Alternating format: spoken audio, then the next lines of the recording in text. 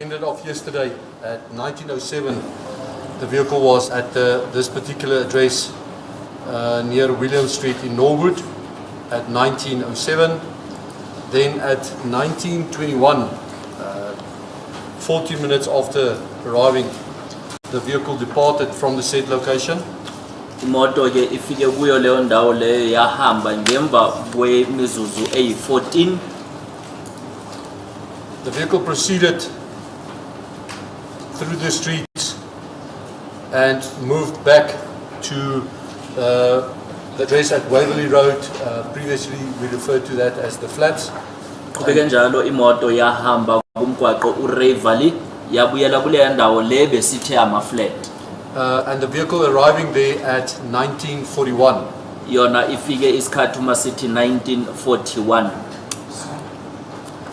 At 22 minutes past 8 that same evening, my lord, of the 21st of June, the vehicle then again departed from the said location. Ngalolo suku imizuzu uma i-22 ngemva kwehora lesishiyagalombili yona imoto iye yasuka futhi. And the vehicle drove in the neighborhood Yashayela khona lapho kuleyo ndawo eseduze and joining the N3 towards Heidelberg, my lord. qine seyingena kumgwaqo uHeidelberg ku-N3. The vehicle shortly after joining or departing of the or getting onto the N3, it went off again in the direction of the N12 in a easterly direction, model. Uma iqeda ukungena ku-N3 yaqhezuka futhi ingena ku-N12 iya ngase mpumalanga. And the vehicle proceeded along the N12 in the general direction of Benoni. Qhubeke njalo imoto kuyo u-N12 iya ngase Benoni. The vehicle left the N12 using Great North Road. Yaqhezuka ke ku-N12 yangena ku-Great North mgwaqo wakhona. Traveling down Great North Road with a vehicle entering a area in Daling Cross. Yangena ke kanjalo ke yagcina seyikuthi ingena emgaqweni noma endleleni ebizwa iDaling Cross. The vehicle arrived at that Daling Cross area around about 15 minutes past 9 the evening of 21 June.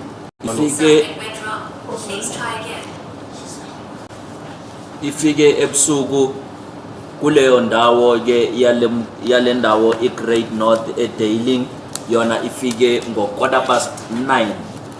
And my lord, at 13 minutes past 10 that same evening, the vehicle switched off at the location, and it was stationary there for the rest of this day and has not moved from there, my lord. The location I'll just bring up now.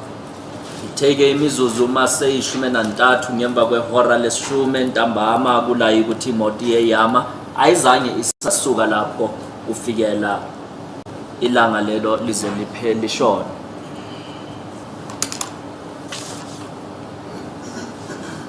Sorry, you say it parked at what time? My lord, at 30 past? 13 minutes past 10, my lord. Past 10, okay. Yeah.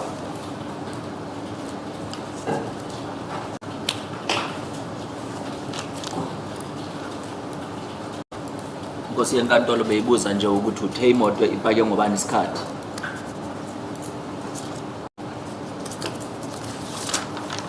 Now the internet is playing up again, my lord. I don't know if it's load shedding or something at this point in time. Maybe it's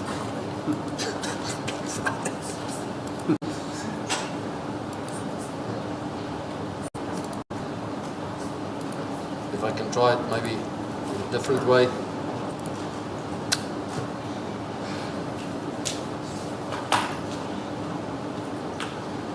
Having difficult times today, my lord.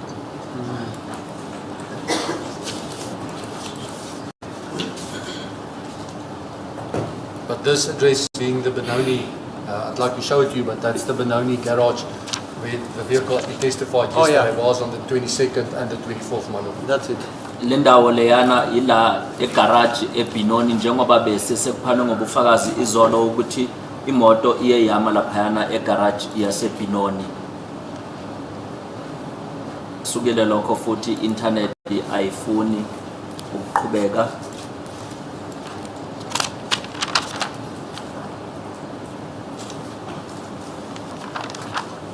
It's fine. You've already mentioned that location is 33. And just finally, over and above this particular vehicle that you've been testifying about, the Toyota Fortuner, did you receive any further requests from the police regarding other vehicles?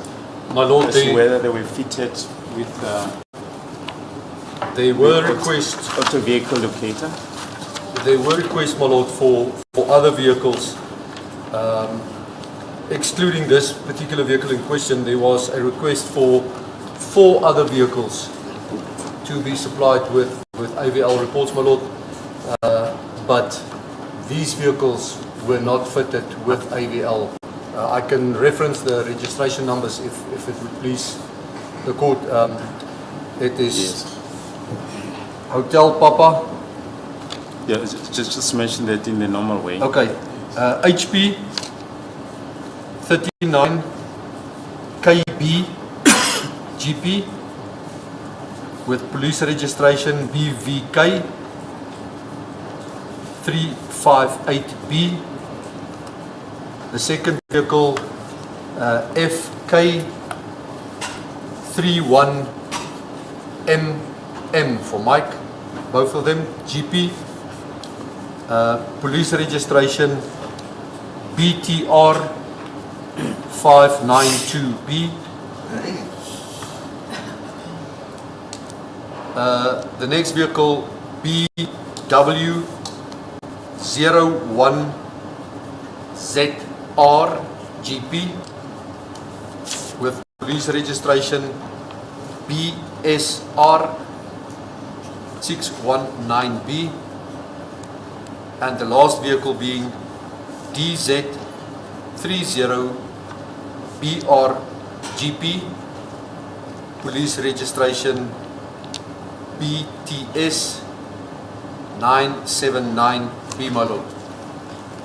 Manje ke ngaphandle kwale moto iFortuna le bekaningi bekade kugijezwe untanzi kuyo, zikhona ezinye imoto mhlawumbe oye wacelwa ukuthi usihlolele usinike ireport efana nale eye AVL.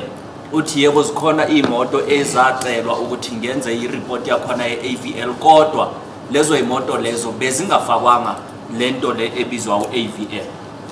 Nazi imoto zakhona ama number plate u-HP 39K BGP, bese inombolo yakhona yesiphoyisa beku BVK 358B, esibini beku FK 31MMGP. Number plate yakhona yesiphoyisa u BTR 592B, bese enye kuba u BW01ZRGP. Number plate yesiphoyisa u BSR 619B. Eyokugcina u DZ30BRGP. Number plate yakhona yesiphoyisa u BTS 979B. Lezo imoto bezingafakwanga le AVL echazwayo, ukodwa kuthiwa ziye zasetshenziswa.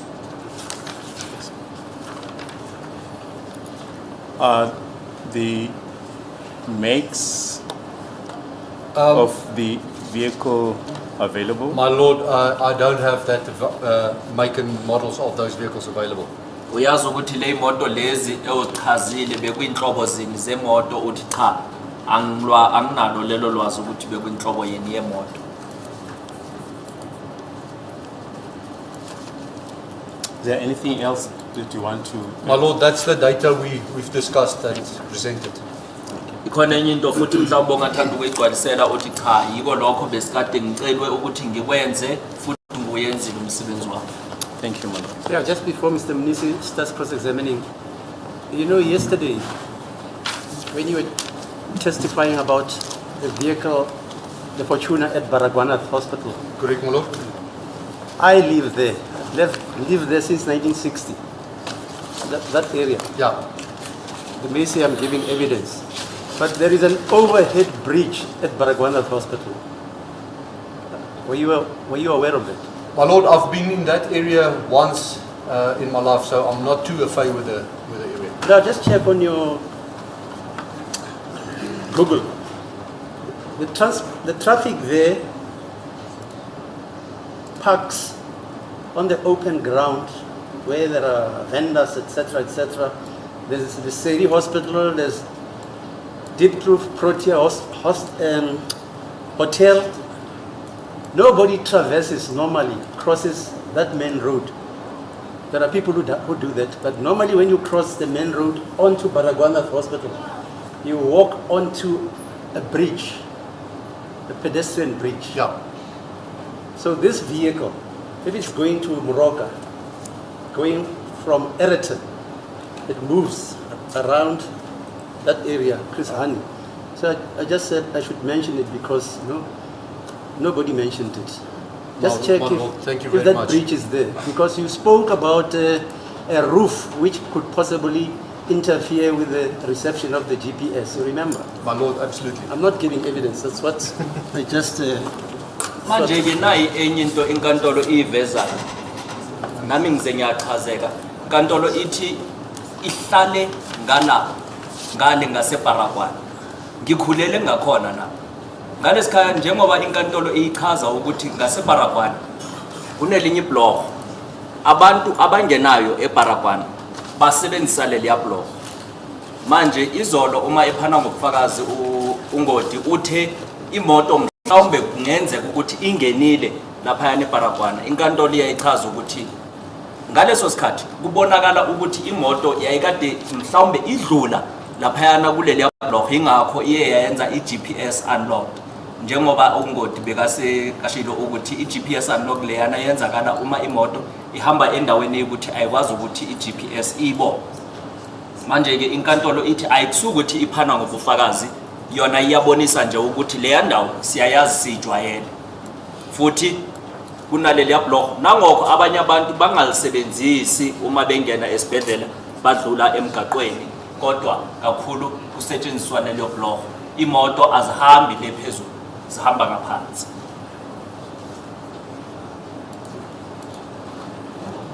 Internet is giving me a hard time this Okay, morning, yeah, my no, I lord. understand. But I'll try. Keep trying.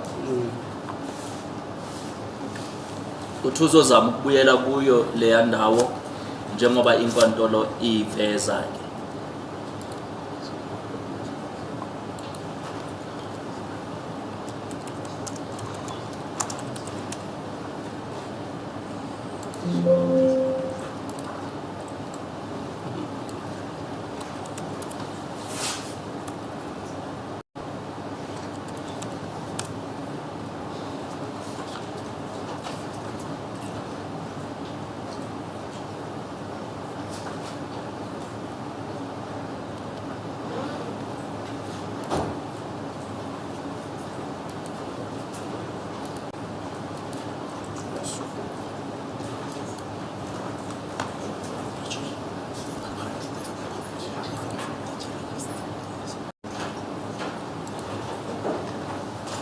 Mr. Ramsby, anything you want to say? No, man, what I'm saying to my learned colleague that even the journalists are saying there's no internet connection with them as well. Oh, is that so? Okay, Yeah. okay.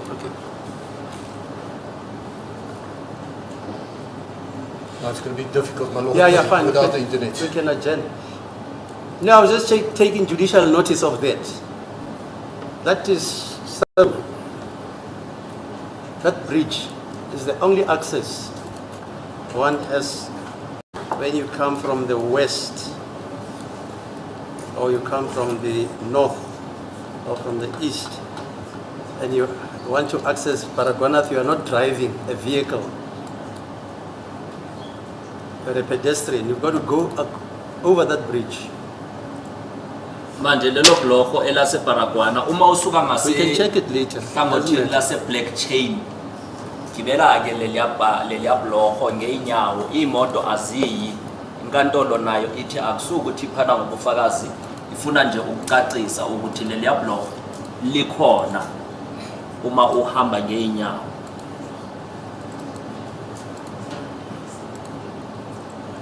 Neintatheli nazo zithi i-internet yabahlupha akusukuthi ihlupha ungoti yedwa. So what do? Do we adjourn or until the internet?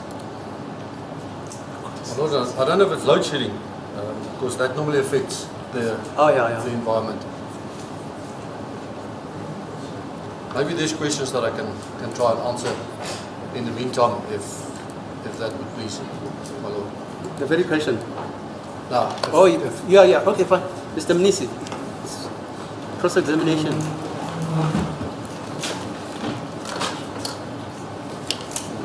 As it please the court, madam.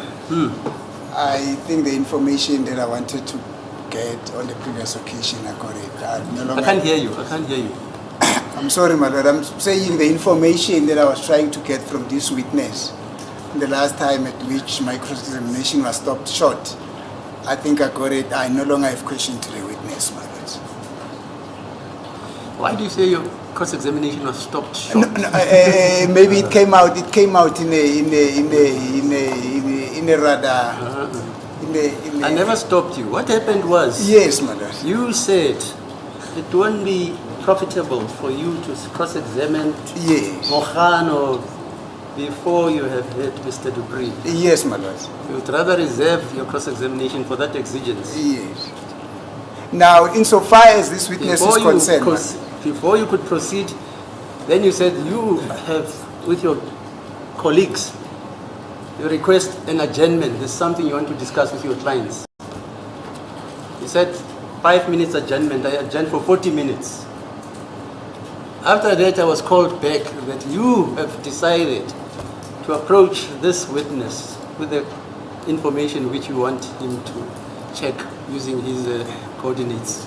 yes, my lord. But then it will be recorded, my lord, Yeah. that in the course of my cross-examination, I put it to the witness Yeah. that information on record has it that there were some deviations in respect of the movement of the motor vehicle. No, true. Yes. So then this witness then said, no, I can go and prepare That's just to it. indicate the proper movement of the motor Of the vehicle. vehicle. Now, having listened to him in terms of his explanation, I no longer have any cross-examination. Okay, fine. No No questions problem. to him, my lord. No Thank you. questions to you.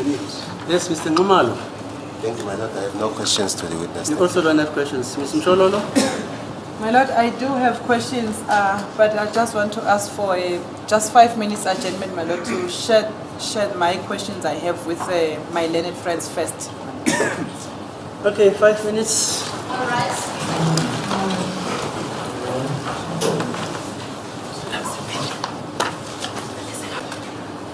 Yes, sir. Let's hear you.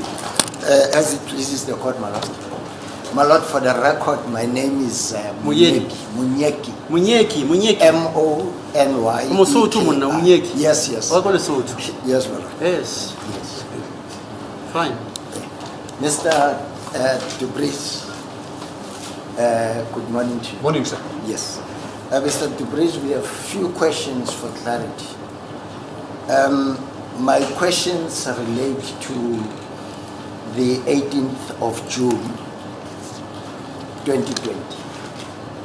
Allow me just, my lord, to note the 18th here. Futhi ke banemibuzo embalwa ukuthi bafuna ukuyicacisa nje futhi imibuzo yabo imibuzo emayelana nalelanga le-18 zika June 2020.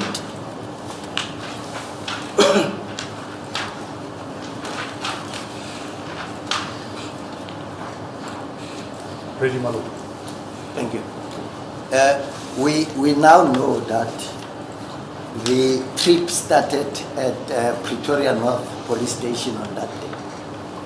Is that correct? No, my lord. The trip actually started at the flats of the place we refer to as the flats. That's the first entry at 5 o'clock on the 18th. Ummeli bekathi sesiyazi ukuthi lolu hambo liqale ePretoria uthi cha uhambo lolu luqale emafletini la ukuthi isikhathi bekade kusekuseni ihora lesihlanu. You are correct.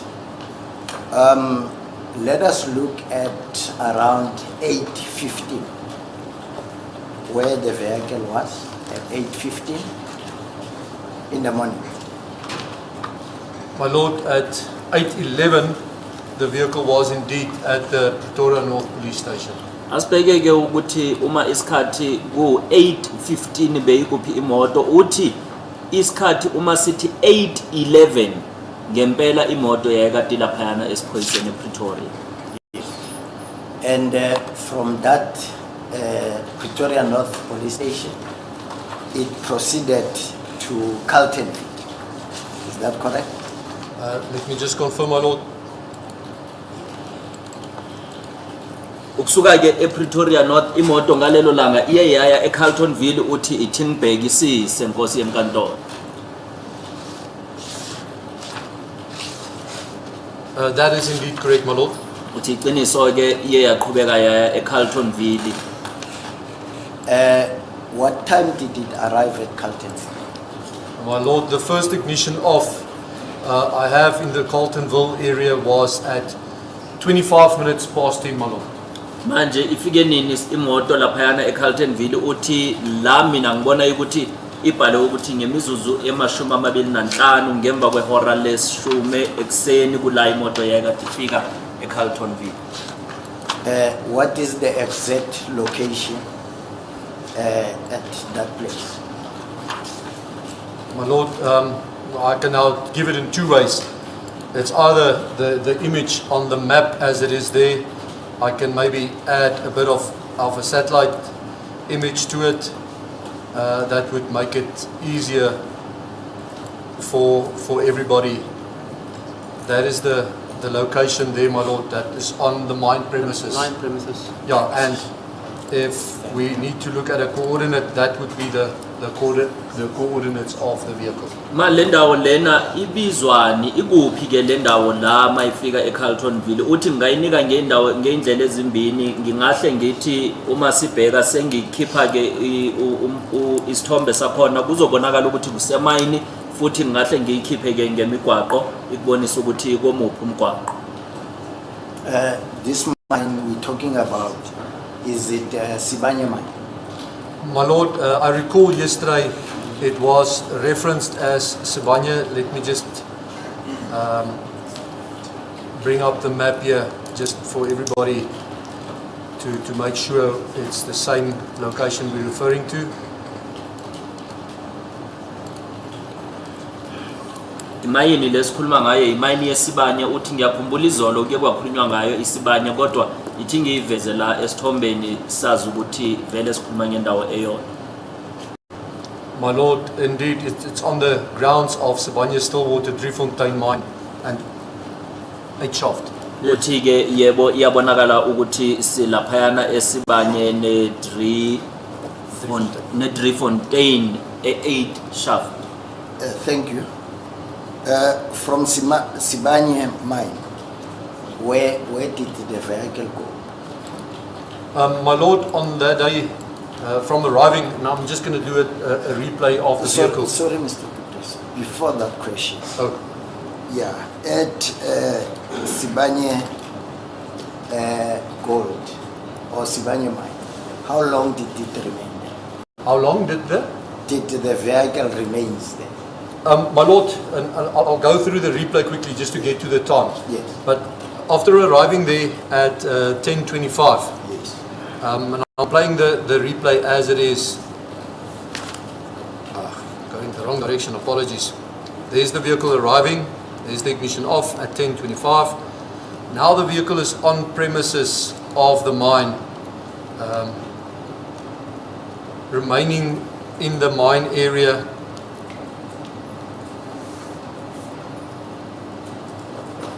That's the first time it left. So at round about 16 minutes past 5, my lord, is the first record I have of the vehicle actually going out the mine premises. Manje ke yabonisa ukuthi imoto isoloko ilaphayana emayini kubonakala ingathi imini yonke ngoba ingene emayini ngo 10 yona ize iyaphuma manje kula izobonakalisa ukuthi iyahamba isikhathi uma sisekuimizuzu e16 ngemva kwehora lesihlanu.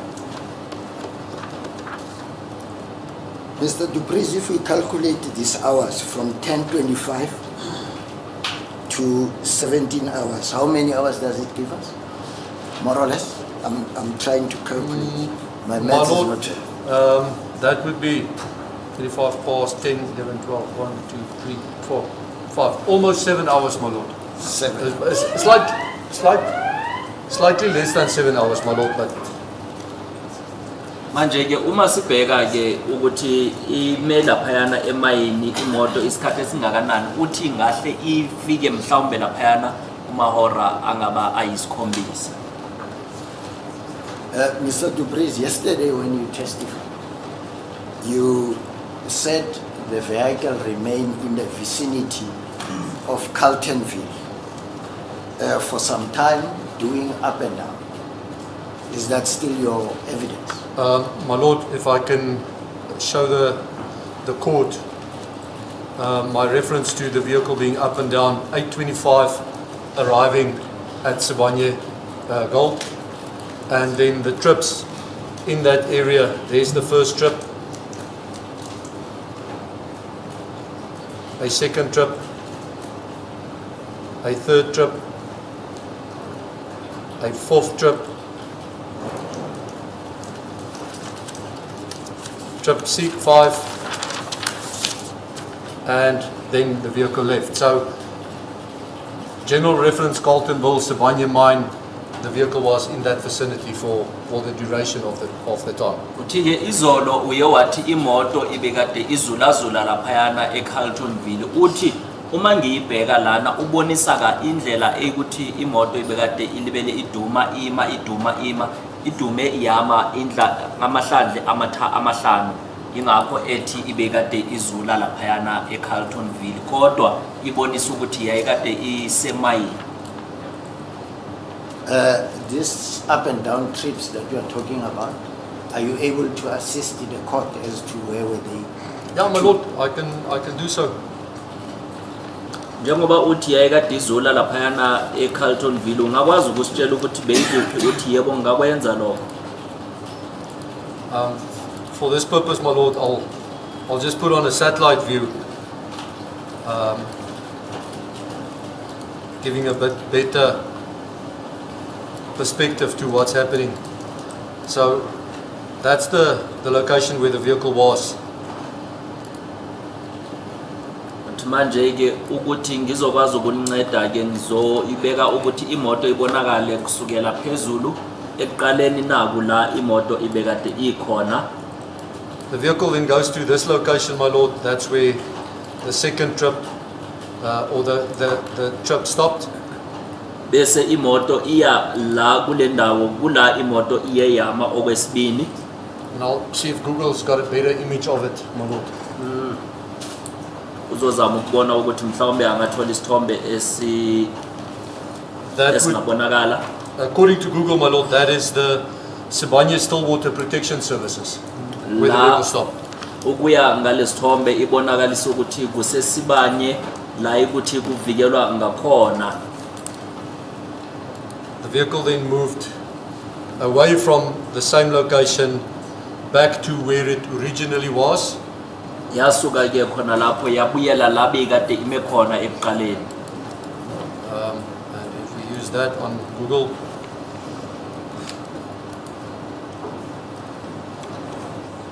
it's most likely in the parking area over here, my lord.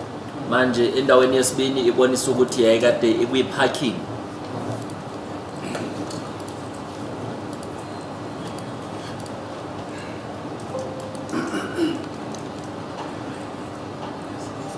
The vehicle then went back to the protection services area we previously had. Imoto yabuyela futhi emuva la bekuleya ndawo esithe kule ndawo iye protection service. And from there, it went to a new location, Kusuka lapho yaya endaweni entsha being the Sibanye Hospital area, my lord. yaya ke ngasesibhedlela sesibanye.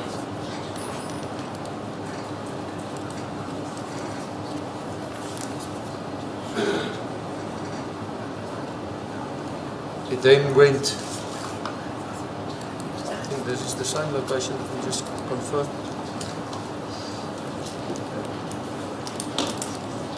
Yeah, it left the hospital area, came back to the hospital area, my lord. Yasuka ke esibhedlela yabuyela futhi khona esibhedlela sasesibanye. And that's where it left the Sibanye from there, my lord. Kula ukuthi yahamba ke yasuka ke esibanye. Mr. Duprez, are you able to assist us with the distance between where it was originally and to the protection services of Sudan? My lord, it will take me a bit of time, but I can do it. Ngakwazi ukusitshela ukuthi bekubukude obungakanani kusuka la imoto yayikhona ukuya laphayana kule protection services futhi izothatha isikhathi kodwa ngingakwenza lokho.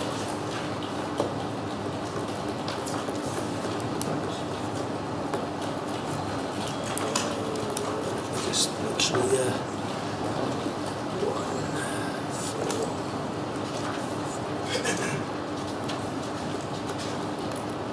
It's about 4 kilometers, my lord. That's, and maybe let me just explain what I did. It's from where the vehicle started. I reset the auto column, and then I played it, and you'll see as the vehicle moves, showing on the screen, there's the total auto replay. So it adds up to the point where the vehicle stops around about 4 kilometers, my lord. Manje ke kuyabuzwa ukuthi ubukude ungakwazi ukusitshela ungoti uyabonakalisa laphayana uthi ubonakala kungaba amakilometer amane.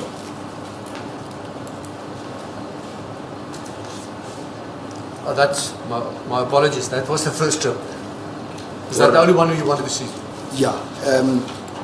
Distance from protection services to the hospital?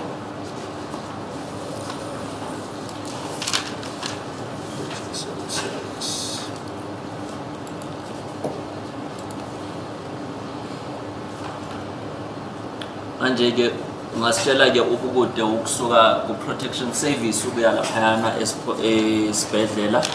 My lord, the vehicle didn't go directly to the hospital. It went to this parking area first, and then from there, it actually returned to the protection services. Imoto ayivelanga yasuka ku protection service yaya esibhedlela ibuyele eparking yaphinda futhi yabuyela ku protection service. There it went to the hospital. That's around about 3 kilometers, my lord. Bese ke yaya esibhedlela okungathatha mhlamba amakilometer amathathu. You are now talking about the parking area. Where is that parking area in relation to the Simunye premises? My lord, if I can show on the screen here. So this is the parking area referred over here. Ngizobonakalisa ke kulo yamfanekiso iparking ila bekade ekhombe khona. Protection services is over here, I-protection service ilapho. and then the hospital. I must just find you quickly. Sizothola ke ukuthi isibhedlela sikuphi.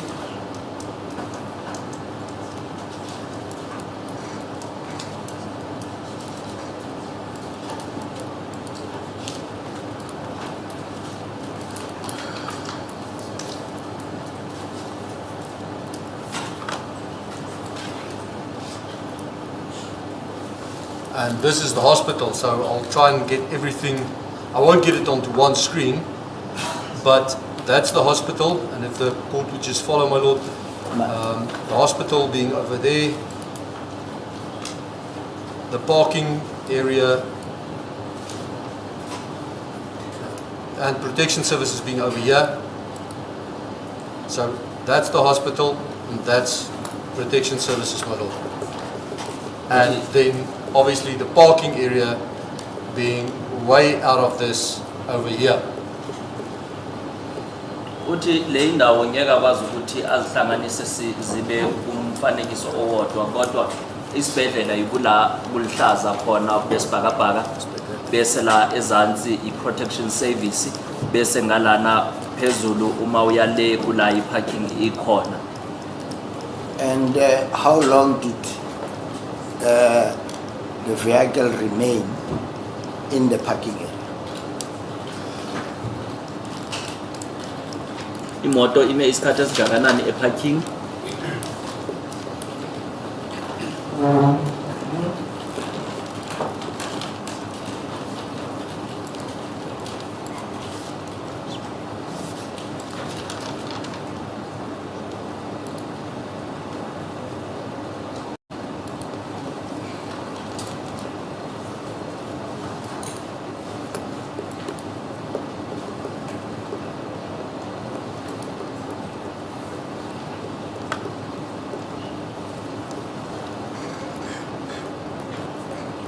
My lord, the vehicle firstly stopped in that parking area at 10:25, and it was there for a very short while. Then it moved to the security services. When it came back, it stopped in the parking area again from a minute past 12 till 12:58. So that makes it just short of an hour, about 57 minutes, my lord.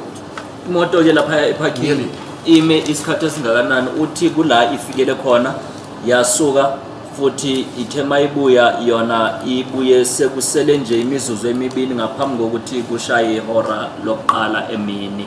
Manje kusho ukuthi mhlawumbe ime isikhathi esingalingani nemizuzu engaba 17 noma 19.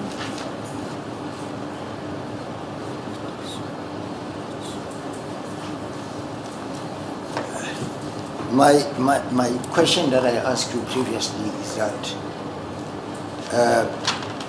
how far is this park in relation to the Simunye premises? Simunye premises. Sibanye premises. It's on the Sibanye premises, my lord. Yes, yes.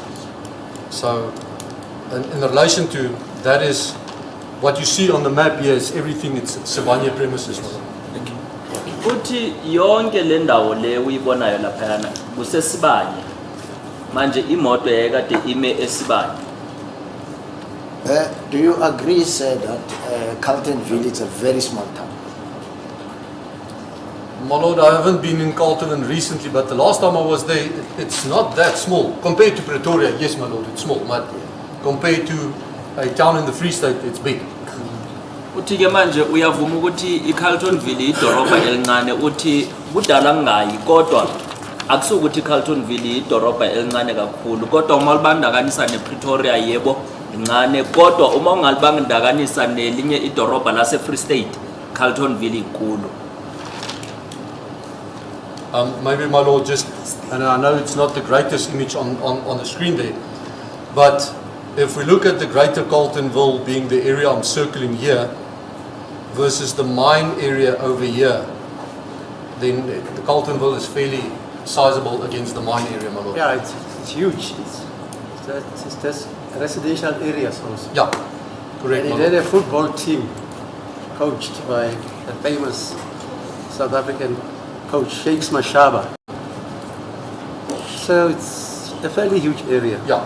And it has a location or two. Yeah, Kutsong sits there to the west of Carltonville, my lord. Welverdiend is almost also part of the area, so it's a fairly sizable community. Sanda kubonisa ke ungoti laphayana esikhombeni ukuthi iCarltonville yona ingakanani futhi nemayini laphayana ingakanani.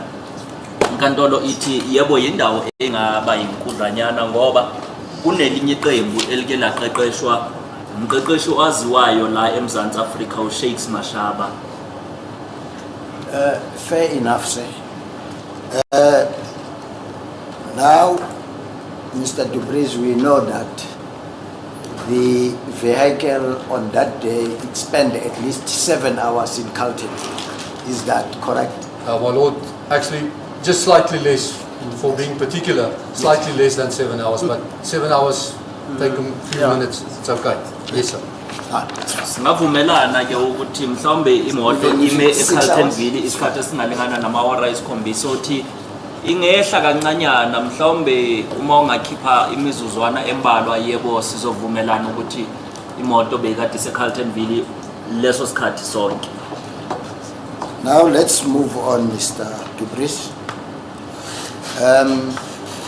We are still on the same day, the 18th of June, 2020. Now we are proceeding back to engine garage. Sesebulelo langa lange 18 zika June 2020 manje asiye egarage leyana yase engine. My Lord, Yeah, please look. we've referred to a couple of engine garages. Yes, So yes. Where the vehicle arrived at about 1853. That engine garage.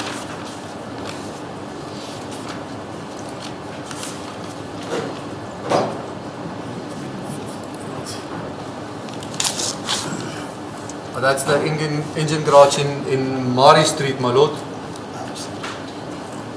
Uthike asiye kule engine garage la imoto ifike imizuzu emibini ngaphambi kwehora lesikhombisa ntambama. Uthi ile engine ekulumgwaqo obizwa iMari. Is the time, my Lord, 1853. Yes. Uthi isikhathi kwakade kuyimizuzu eyisikhombisa ngaphambi kwehora lesikhombisa. From 1853, it remains there until when? My Lord, if I recall correctly, this vehicle remained here for pretty much the remainder of the day, where the last ignition off was at that same garage at 27 minutes past 11 that day of the 18th, my Lord. Manje ke leya moto ihlale lapha ne garage kufikela nini? Uthi ngiyacabanga ukuthi leya moto ime egarage kufikela ilanga lize lishona futhi isikhathi uma sibhekwa lapha yana icishwe imoto ngemizuzu emithathu ngaphambi kokuthi kube imizuzu emashumi amathathu ngemva kwehora leshumi nanye ebusuku. Was it stationary? It was stationary all the time, my Lord. Sonke leso sikhathi yayikade imile uthi yebo yayimile. It did not do the up and downs like in Carlton. No, it did not, my Lord. Ayizange iyehle inyuka njengase Carltonville uthi cha.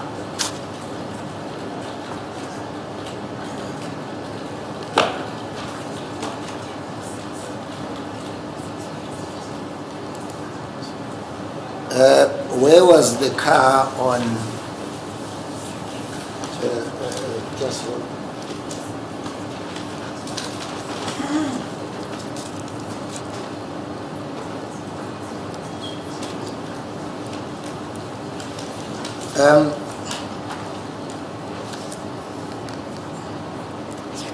The engine was off all the time. The ignition was No, off. the engine was on and off, my Lord.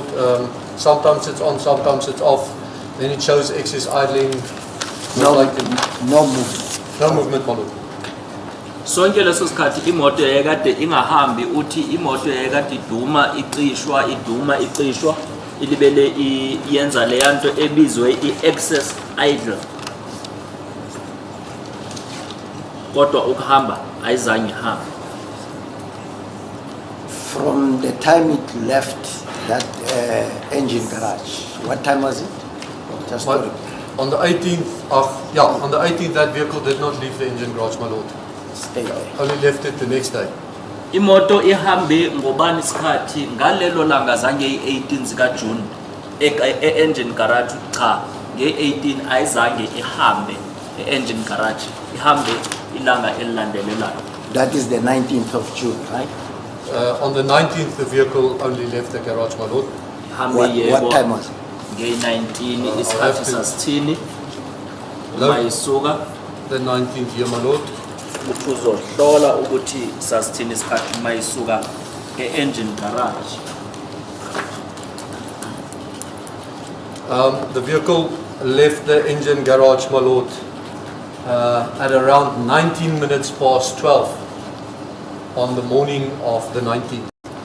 Imoto ke isuke entathabusa ngemva kokuthi imizuzu iyayishaye eyishumi nesishagalolunye. And where did it go? My lord, let's do the replay.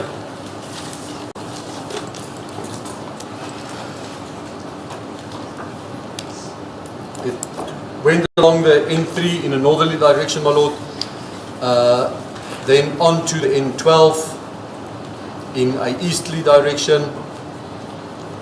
Imoto iye yangena ke kumgwaqo N3 iyaqhezuka yangena ku N12. It left the N12 at round about 33 minutes past 12 that evening. Iyaqhezuka ke ngemizuzu emashumi amathathu nantathu Going on to Rifle Range Road.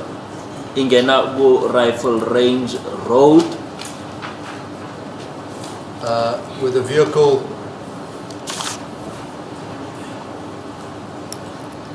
oh man. If I No, can, sorry. if I can help you, Mr. Dupris. No, I'm not the wrong. Did time. it stop at Eraten Yeah, from there? That is where I'm going. Okay, let me take you to Ayrton's.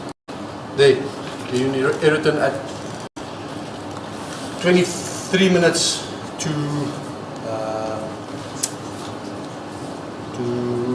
1 in the morning, 12:38.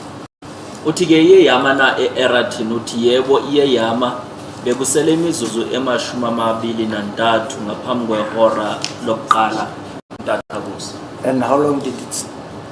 The How vehicle was was, my lord, the vehicle was there from 12:38 to no later than 12:52. Imoto ke ifike laphayana ngo-12:38 yasuka ngo-12:52 Roughly counting 13-14 minutes, my lord. mhlawumbe ithathe isikhathi esingaba imizuzu eyishumi nantathu. Thank you. Now we know that from there it proceeded to Pretoria North Police Station. Is it correct?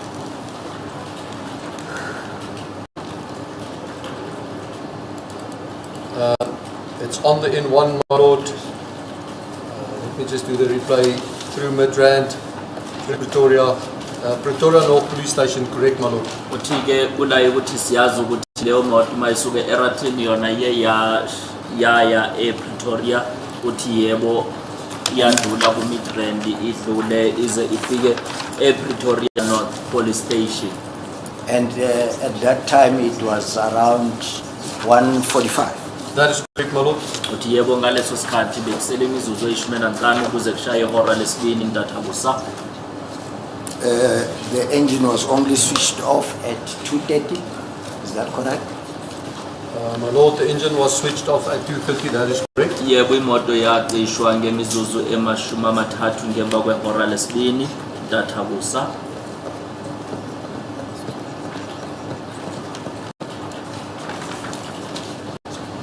Mr. Dubris, if you consider the time when the vehicle left Pretoria North Police Station on the 18th at 8:15 to Carltonville, that is on the 18th of June 2020, and it proceeded to Carltonville and came back to Pretoria on the 19th of June at 2:30. More or less, how many hours do you have? Sure, my lord, my maths is being tested here today. Well, it's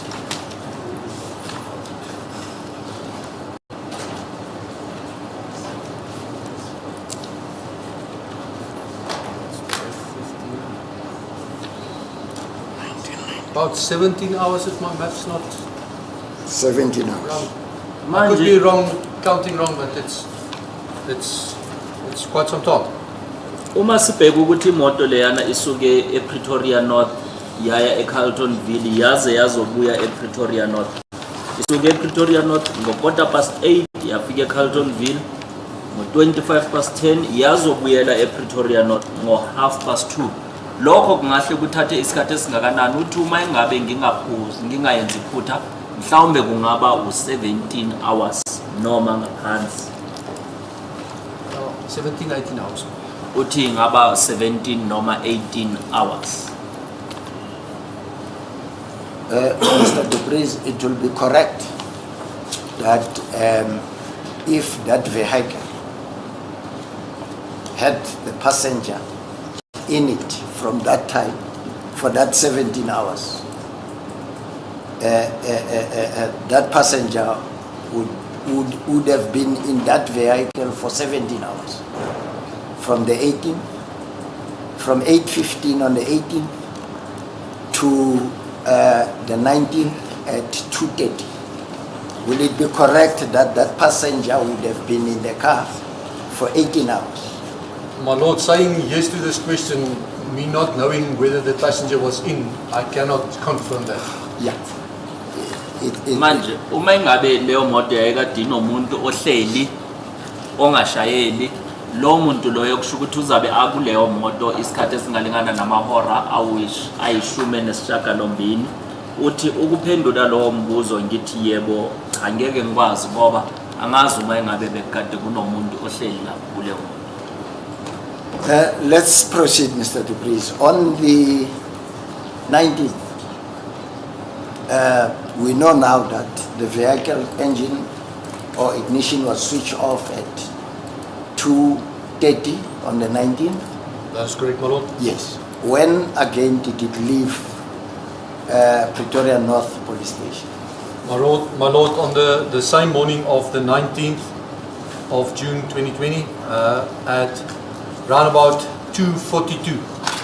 Uthi ke imoto siyazi ukuthi yacishwa ngo2:30 ekseni yona ihambe nini uthi ihambe ngo2:42. And where did it go?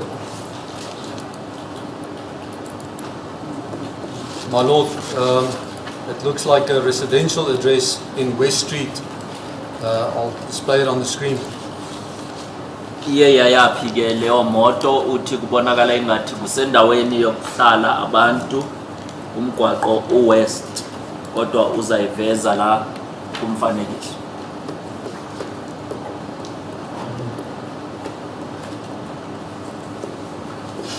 That looks like a residential address, my lord. Uthi kubonakala kuyindawo yokuhlala abantu. Now, Mr. Dupres, we know that at some point in the early morning after that time, it actually finally left Pretoria North Police Station. I think it's about 5:25 or 5:30.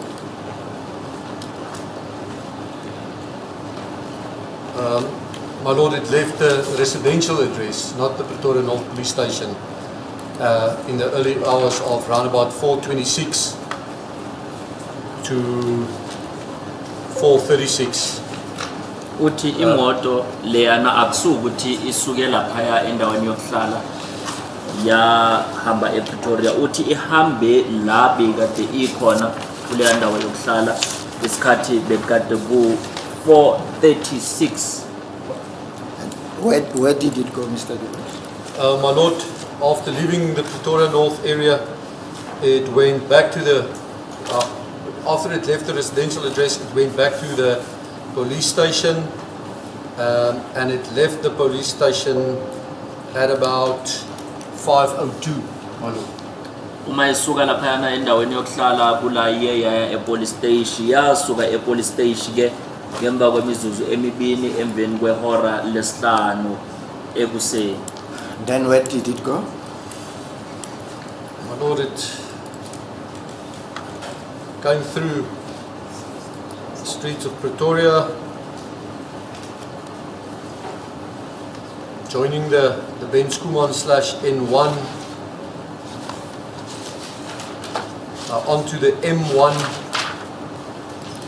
Iye yayaphi imoto uthi ngenile emgaqweni yaya ku Ben Schoeman ku N1 yaphinda yangena ku M1 crossing over the M2, yadlula ku M2 getting onto the N12 at about 5:45 that morning.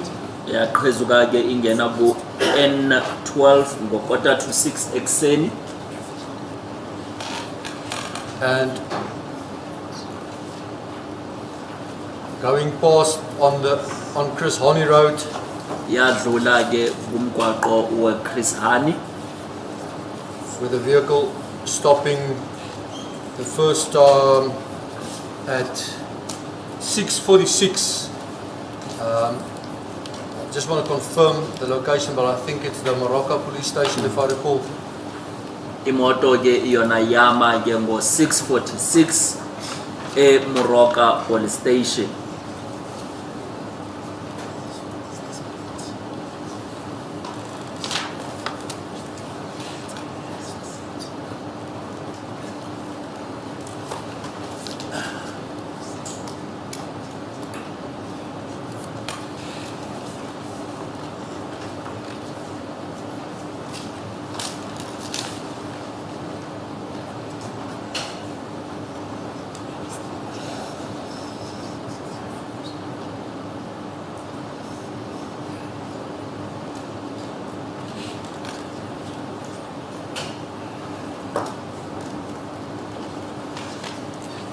Do you confirm that it was at Morocco police station? You said I you do just- confirm that it was the Morocco police station, my lord. Okay.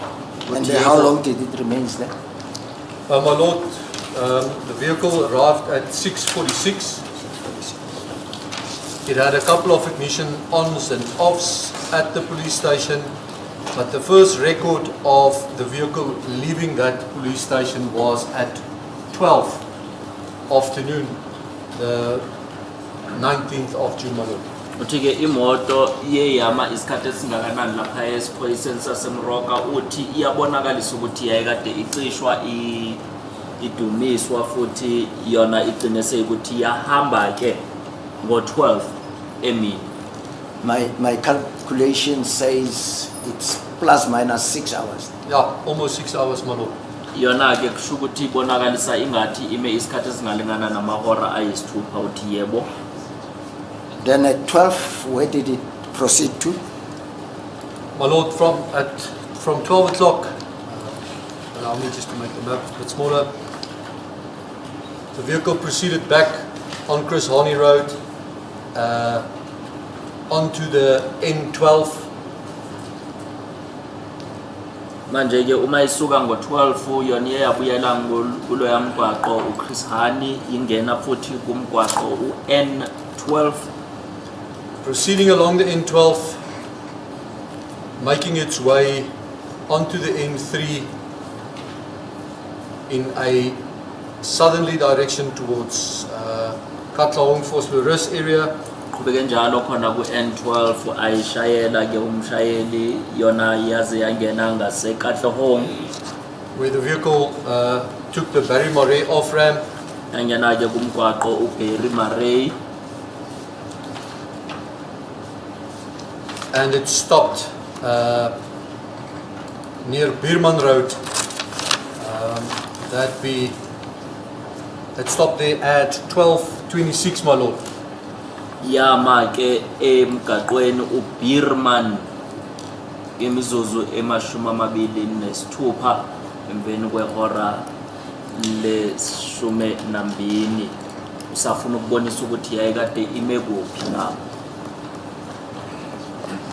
My Lord, just checking the location, but it's in the area of the Vosloorus Court Police Station and Ekurhuleni offices, this time being the Vosloorus Court, my Lord. Uthi ke imoto kubonakalisa ime laphayana Vosloorus Court.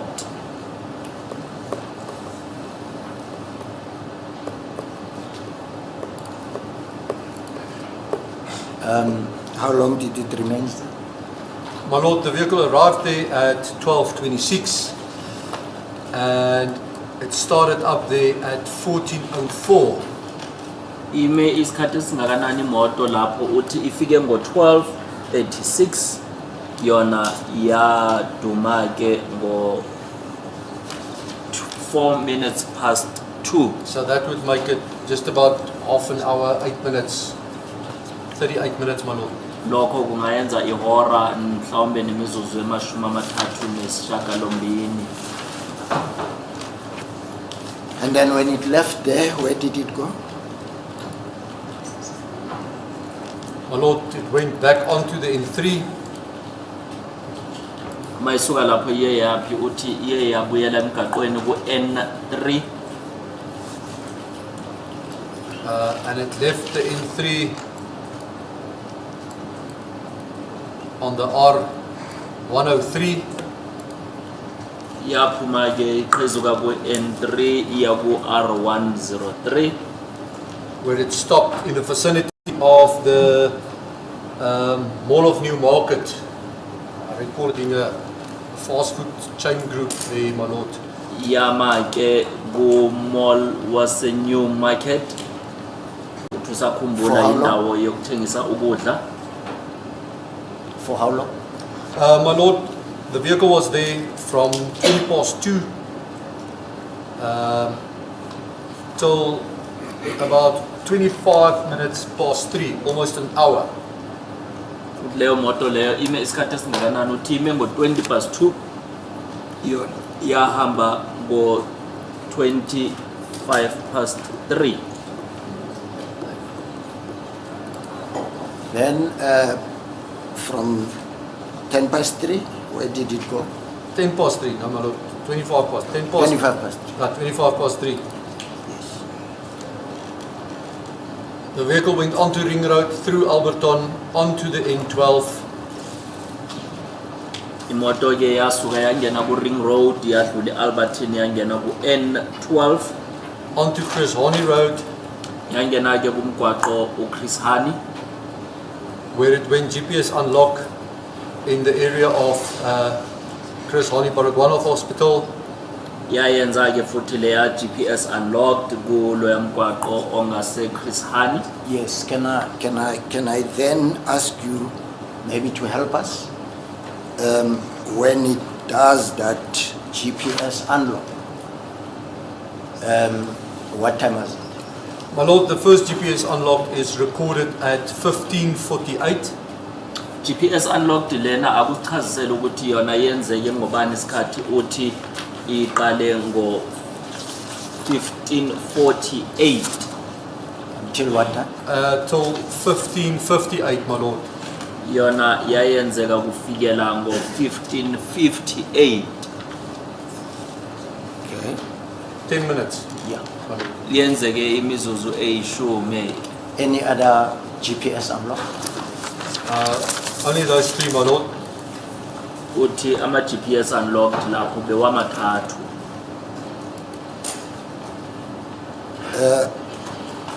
Mr. Dubris, is it correct that during this GPS unlock, one cannot be able to tell as to what happened or what direction did the That is- vehicle take? That is correct, my Lord. Thank you.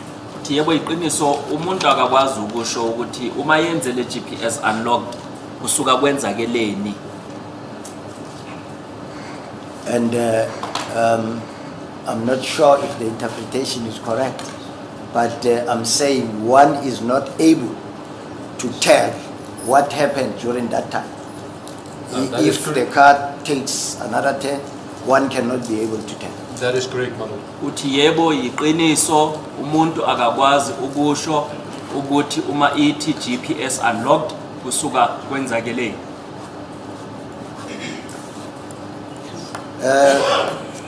Then it proceeded. What time when the GPS unlocked? Where was it now at this point? It was there at the Baragwanath Hospital, my lord. Uthi ke makwenzakala le GPS unlocked yayikade ikuphi uthi yayikade ise Baragwana esibhedlela. Sorry, when you say Baragwan, you mean the same place?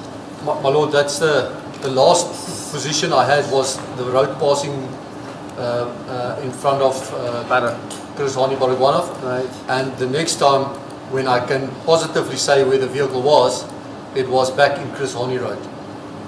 Manje ke uma kwenzakala le GPS unlocked uma iqala ibekade ilaphayana idlula ngase Baragwana hospital uma seyizobonakala manje ukuthi imoto seyikuphi ibonisa ukuthi ikulowo mgwaqo wase Chris Hani. Okay. And what time did it arrive at Moroka Police Station?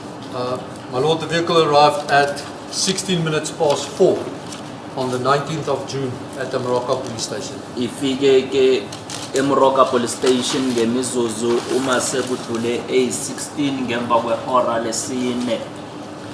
How long did it remain there?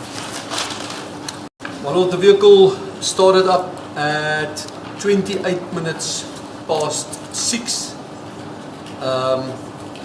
That would be 2 hours and a odd 14 minutes.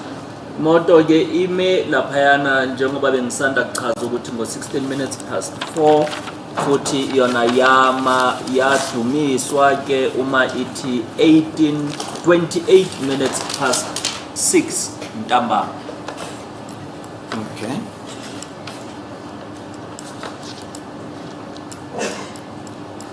Now, Mr. Dubris, you are at Moroka Police Station, right? If your purpose is to go to Rustenburg from Moroka Police Station, which one is the closest route? If you don't want to come to Pretoria, you have no business in Pretoria. If the closest? Is the closest route to Rustenburg. You have no business in Pretoria, you don't have to come to Pretoria. Which will be the closest route? My lord, if I was driving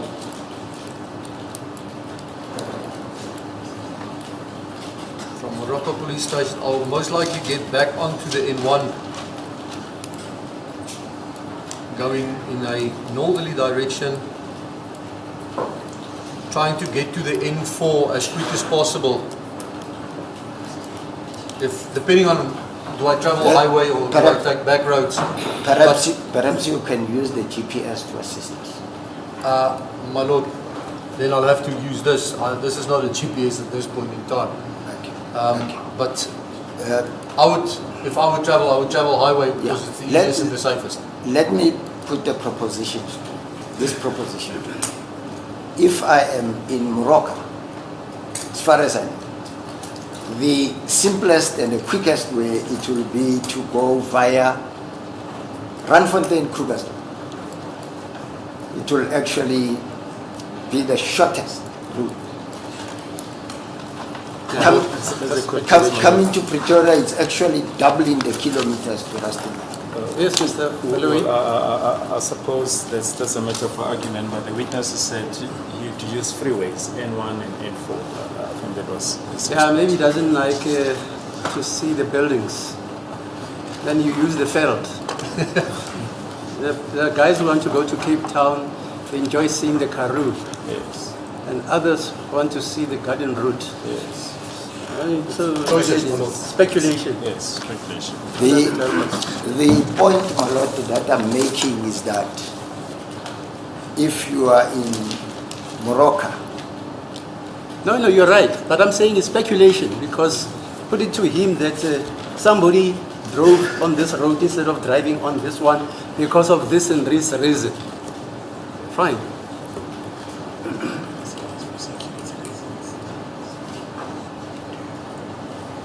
uthi ke ummeli uma umuntu eshayele esuka laphayana eMoroka efuna ukuya eRustenburg engenalutho ekwamele azolenza la ePretoria, lo muntu angathatha yipi indlela?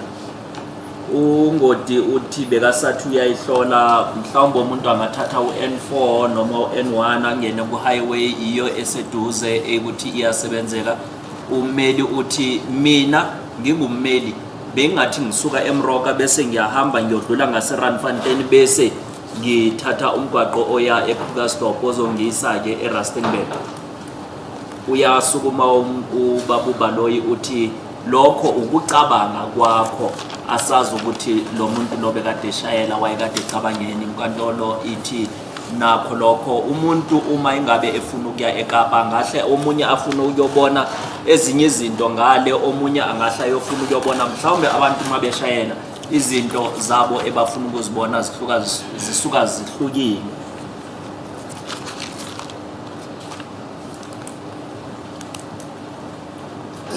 Mr. Dubris, on the 19th of June 2020, what time you said they left Rustenburg at about 16:20. I mean 18. They left Moroka police station at 18:26. Yeah, 1828, no. 18:28. What time did they arrive at Rustenburg on that day? Uthe basuke eMoroka isikhathi mayithi 1828, manje bafike nini eRustenburg?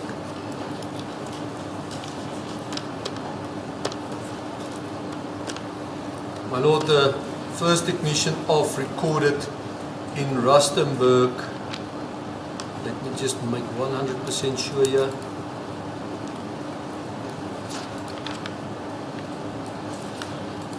Was at 33 minutes past 10 on the evening of 19 June, my Lord.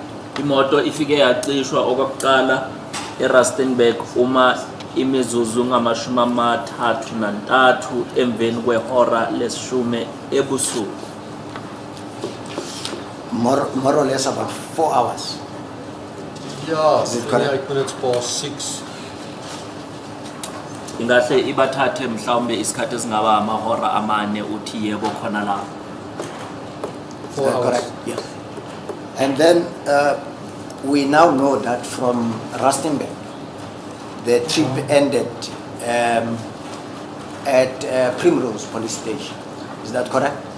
My Lord, you confirm? Uthi siyazi ukuthi kusuka eRustenburg baye bagcina sebafike ePrimrose. Uthi ithi ngiyibhekisise.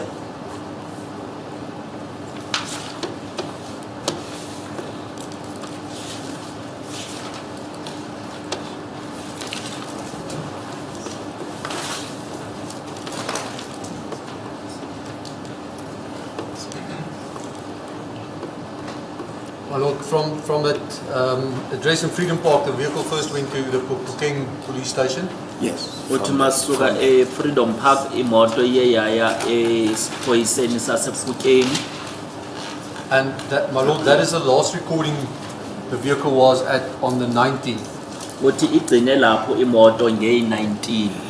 Yes. I'm saying from that trip on the 19th, from the time it was at Phukem police station, then from there, on the 19th, on the 19th, it proceeded to Primrose police station. No, it did not proceed to Primrose on the 19th, my Lord. Only most likely on the 20th. But on the 19th, Yes. last trip recorded was at 26 minutes past 11 the evening. Uthi imoto ngeyi-19 igcine ngo-26 minutes past 11 ibikade isesiphoyiseni sasePhukeng, ayiyanga ePrimrose ngeyi-19, mhlawumbe iye ngeyi-20. No, I agree. I'm saying to you, from that Phukem police station, this is the very same vehicle. It was there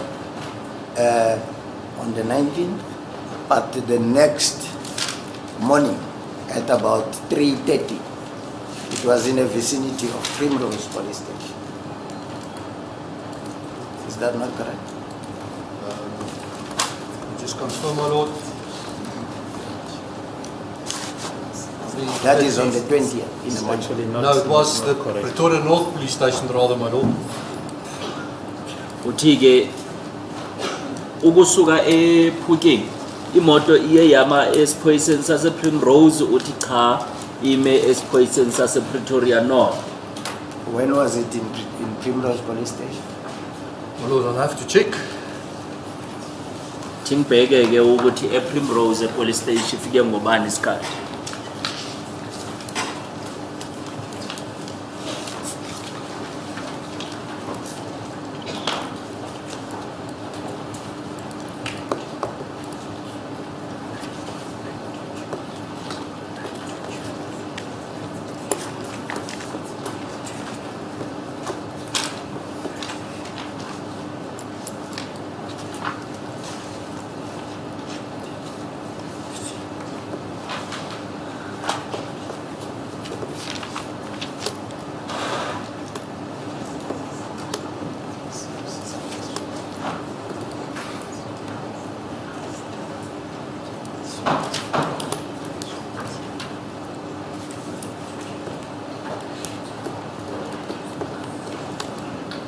My lord, the vehicle was recorded in Primrose. I don't see it. Ah, there's the police station. Correct. The first time the vehicle arrived there at the Primrose police station was at 4:30, my lord. Uthi ke imoto iyabonakala ke isesiphoyiseni sase Primrose imizuzu emashumi amathathu ngemva kwehora lesine ekuseni.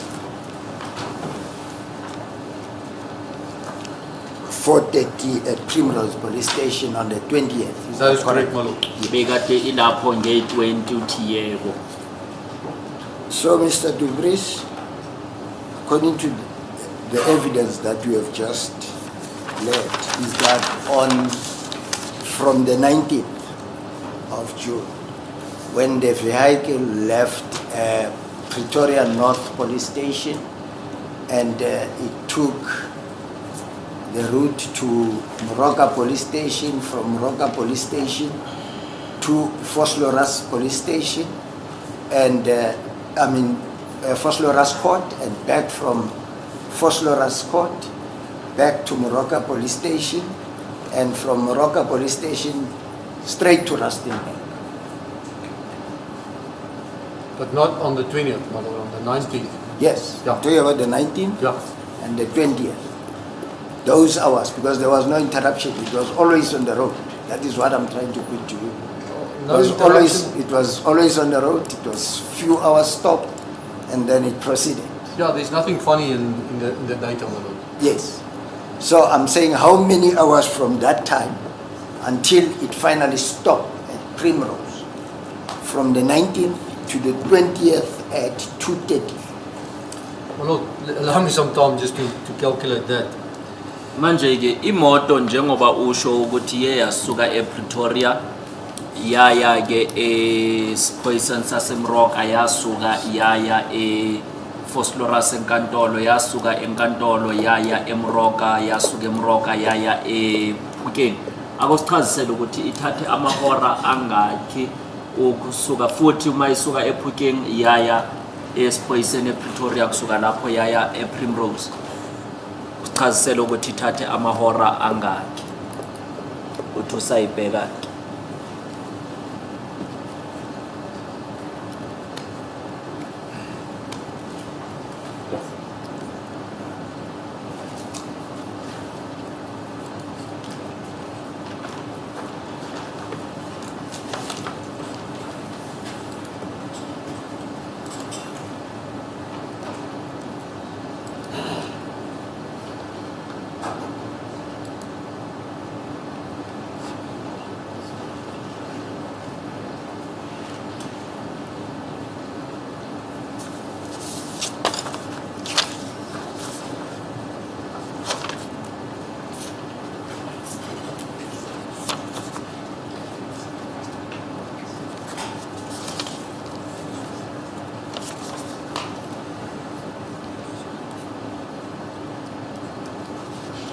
My lord, roughly calculated around about 23 hours from the morning leaving Pretoria North at 19 minutes past 4 till arriving at the police station on the 20th at 4:30. That's uthi ngahle almost 24 hours, my lord. ngahle ithathe mhlawumbe amahora amashumi amabili nantathu ukusuka imoto ngalesi sikhathi isuka ngo-19 minutes past 4 ize iyobuya kusasa kwakhona ngo-45 minutes past 8. And finally, Mr. Kizuz, I'm not sure if we are also including the first 17 hours that we calculated in this hours. Remember, we calculated yeah, that was 17. before the. Yes. So it will exclude this 23 hours. I mean, it will include. It doesn't include this 23. Yeah, then it's The 17 hours. it's almost 40 hours. Then. 40 hours. Thank you. Thank you. Uthi-ke Thank you, my lord. I have no further. uma kuhlanganiswa lo ya 17 hours Yes, Mr. Ngobezulu. nalo Said you wanted 23 to hours ask some questions. Yes, my lord. There are questions for the witness. My lord, I'm not sure if it's convenient for us to actually. What the time, Mr. Bode? It's 12 We must assist this witness to go. Oh, yes. He made time for us, especially. No problem. 12 minutes. What's that? 12 minutes to 12. 2? To 12. Yeah, if you can pursue. Yes. Yeah, May I proceed? let's go. Thank you, my lord. I've got questions for the witness. Sir, with the lift of the court, my lord, I'll proceed from the 18th because I understand there's evidence in relation to accused number 1 for the 31st, the 5th, the 1st and the 2nd, including Yes, the 19th. okay. But I'll start my cross-examination on the 18th to avoid confusing the record. May I proceed? Yes, yes. So on the 18th, specifically at 1852 or 1853. Say first, okay, let's say 1851. The motor vehicle was driving at N3 joining Grey Avenue. That is correct, my lord. uthi yebo ngo-1851 imoto yayikade idrive ku-N3 ingena ku-Grey Avenue. The longitude that shows it showed 28.15114. The longitude is 28.1514. Then the latitude is negative 26.2656. Uyabonisa ke ukuthi laphayana longitude uthi 28.15.143, latitude uthi minus 26.26.557. 55. Do you see that? Sir? Yeah, I see it, my lord. Uthi yebo lokho ngiyakubona. All right. When this vehicle was off-ramping from N3 to Grey Avenue, so does it show which direction did it take according to that? My lord, yes, if we can have a look at the screen there. I just want to make it a bit. So there's a position at 1850. Yes. There's the position there at that interchange with the N17. Then from that time, 8:50:32 to 8:15, you'll see there's a little arrow over here on the display, reflecting that the vehicle was traveling in a southerly direction. uthi nabo ke iyabonisa ukuthi imoto yayikade ihamba iya ngasezantsi. There's the little arrow. It then proceeding onto Grey Avenue and then turning in a westerly direction underneath the highway and proceeding along Kritzinger Road or Grey Avenue. Nayo ke iyabonisa ukuthi uma ilibele yehla njalo iseyaqhezuka ingena ke ku Grey Avenue.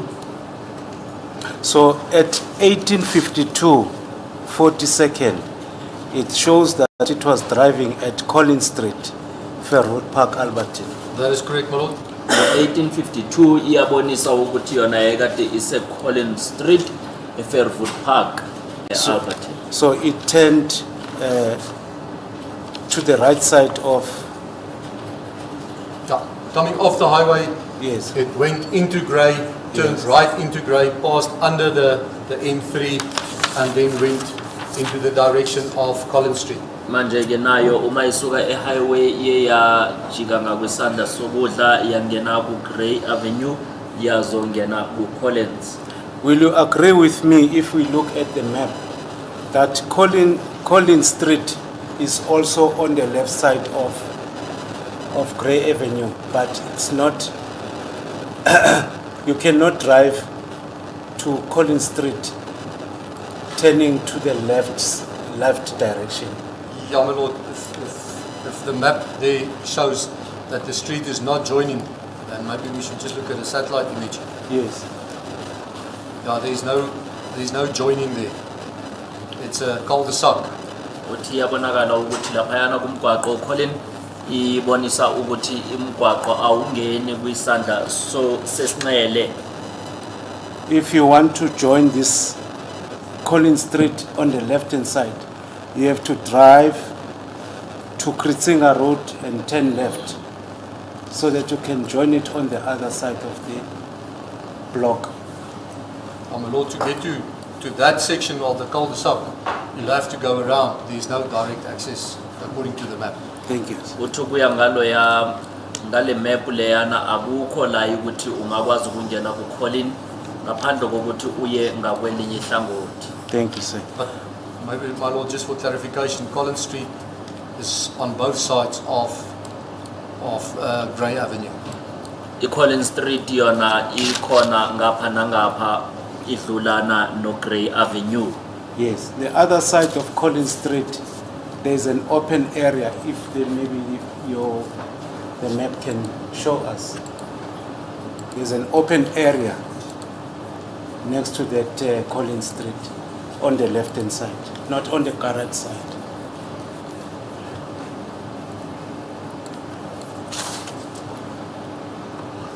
Uthi lapha ku Collins emgaqweni kunenye indawo evulekile hayi ngase garage. I suppose you're referring to this area over here. Is that the open area, or are you referring to this open area? The open area on the Because there's two open areas, my lord, on both sides of the road. on both sides. Yes, but next to Collins Street, not on the side of the garage, of engine garage, but where you turned from Kritzinger and drive around, there's an open area on that Collins Street. My lord, I think I'll explain it on the map, because my left and right, and everybody's left and right is not always the same. The vehicle came down the N3, Yes. turned into this Grey Avenue, Yes. passed over, it went then to this area where Collins Street is. There's the cul-de-sac. Collins Street is this street over here, Yes. and also this street over here. And in both cases, there's open areas adjacent to Collins Street. Thank you. Uthi ke imoto ingene la kulo mgwaqo la kukhona iyaphinda yeza ukhona umgwaqo wakhona nawo uyalela kubofu nangapha ukhona la indawo evulekile nangapha phezulu indawo evulekile. As I'm following your directions, when you turned from from Grey Avenue, you said it shows a direction turning to the right side. I think That's correct, my lord. uthi yebo uma ujika ke uyongena ulaphayana eGrey ibonisa ukuthi ujikela ngakwisandla sokudla. after you made a turn, on the left-hand side is the engine garage. Is that correct? No, my lord, the engine garage is on the right-hand side. After you made the turn into Collins Street?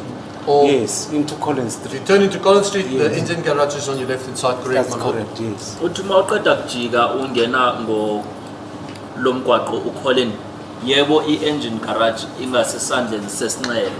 Will you agree with me that on the first turn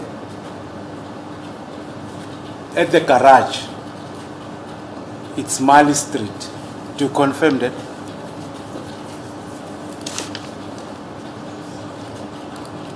Uthi uzovuma ukuthi uma uqeda kujika la ngasegarage kunomgwaqo uMali. My lord, let me just confirm. Uthi ithi ngiyibhekisise It's a very short street. I would suppose that would be Marley Street, my lord. It's not referenced on the map. uthi ngizocabanga ke ukuthi lo mgwaqo lo kungaba yiwona uMali ngoba awubhalwanga kwi-map. It's, if I take you to 1915, 34 seconds, it says starts at Mali Street. That means that state, as you confirm that that street is next to Collins Street. It must be in the vicinity of Collins Street, correct, my lord? Uthi ke uma ngikuyisa ku-1915 isikhathi ibonise ukuthi imoto iye yaduma ngaseMali emgaqweni uthi yebo lo mgwaqo useduze neCollins. Yes. There's just tried a different view of the map, and that is Marley Street there, confirmed. Uthi uyavuma nayo ke lo mgwaqo usubhaliwe uthi Mali. Both Mali and Collins Street are closely connected.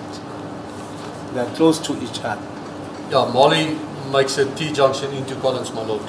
Uthi uMali yona yenza i-T junction engena kuCollins. If you proceed with Collins Street further up,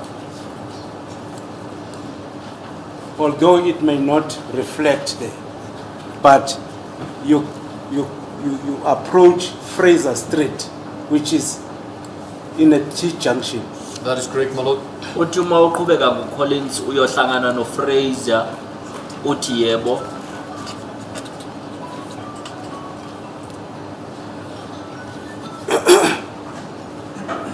If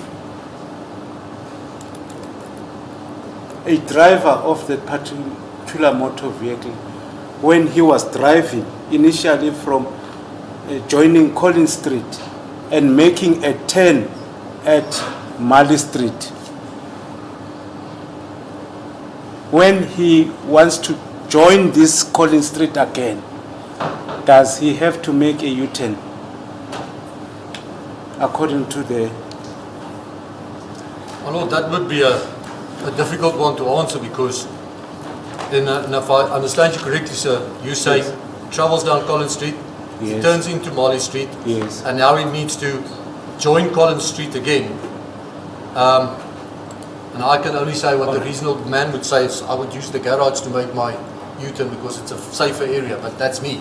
I cannot say what the vehicle did, my lord, because there's no evidence So of there that. are more than one avenues to Yeah, there's more than one way of doing yeah, it. one way of Yes. doing it. Somebody Yeah. may choose to do this in the other one that way. Agree, my lord.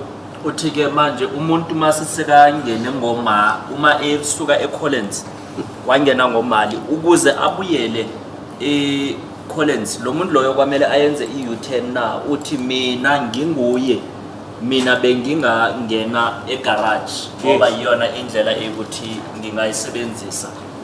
Yes, correct, sir. But my concern is the Mali Street is another entrance to the garage, and Grey Avenue, it's another entrance to engine garage.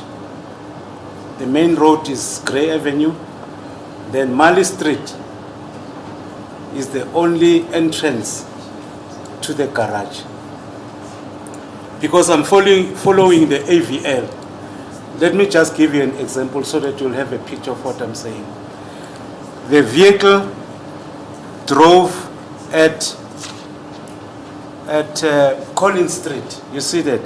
It was 1852, 40 seconds. Do you see that? 1852, 40 seconds. Driving near Collins Street. That's correct, my lord. Uthi uyabona la kubhalwe ukuthi imoto ishayela ngo-1852 ishayela ngase Collins Street uthi yebo. At 1853, 54 seconds, ignition off at Mali Street. Do you see that? I do see it, my lord. Uthi ngiyabona ukuthi la uma ithi 1853 yona imoto isiyama eMali. That means after the car turned into Mali Street, then it stopped there at Mali Street. My lord, looking at the image, the vehicle stopped at the garage there in Molly Street. Uthi uma kubheka umfanekiso imoto ibonisa ukuthi yona ime egarage. All right. eMali Street. I'm still with you. At 1915, can you see that? My lord. Sorry? Yeah, I can see it. 1915, 34 seconds. The car starts up at Mali Street, Fairwood Park, Albertine. Do you see that? I do see it, my lord. Uthi yebo ngiyabona ukuthi imoto ngo-1915 iye yaduma futhi lapha eMali Street Fairwood Park. What does it do then at 1920? 35 seconds. It's driving at Collins Street. It has moved into Collins Street, my lord. Uthi imoto iseyisukile seyingene emgaqweni uCollins. So you would agree with me that if it made a turn, it would have turned inside the garage, Mali Street, and joined Collins. Is that so? My lord, it's possible, but I wasn't in that vehicle, so I wouldn't be able to give you an exact answer on that. It is. My lord, I'll demonstrate this. No, the witness is Jay. He says it's possible, but he was not in the car. He wouldn't definitively say that's what happened. Are you saying that, Mr. Dupree? Say it is true. Pikani. Okay, I'll say that. You are saying you cannot guarantee that it turned the way the counsel is suggesting. It's the vehicle was in that vicinity. Yeah. It shows in Collins Street. It shows back at the garage. Yeah. So I wouldn't be able to ascertain exactly what the driver did because these positions aren't in close proximity to one another. They are time apart. So anything could happen in between them. Uthi ke umeli le moto kubonakala ukuthi yona iye ya ngena ke kumgwaqo uCollins kusuka ngale kuMali. Ungoti uthi ngeke ngikwazi ukuphendula lokho ngoba bengekho emotweni leyo kodwa kuyakhonakala ukuthi mhlawumbe kwenzakele kanjani. Yes, the reason why I'm getting to that point is because I'm looking at the time in which at which the car start up at Mali Street at 1915. You see that? I do see it, my lord. And 5 minutes later, it was driving at Collins Street. I want to establish as to could it be the same Collins Street or the other Collins Street that it was driving at? No, my lord. There's the position. It's the same Collins Street. The other Collins Street is on this side of the road. It remains on the Mali side street of the Mali Street side of Collins Street. Uthi manje imoto uma seyithi 7:20 ntambama nge-18 zika June ibonisa seyingene kumgwaqo uCollins.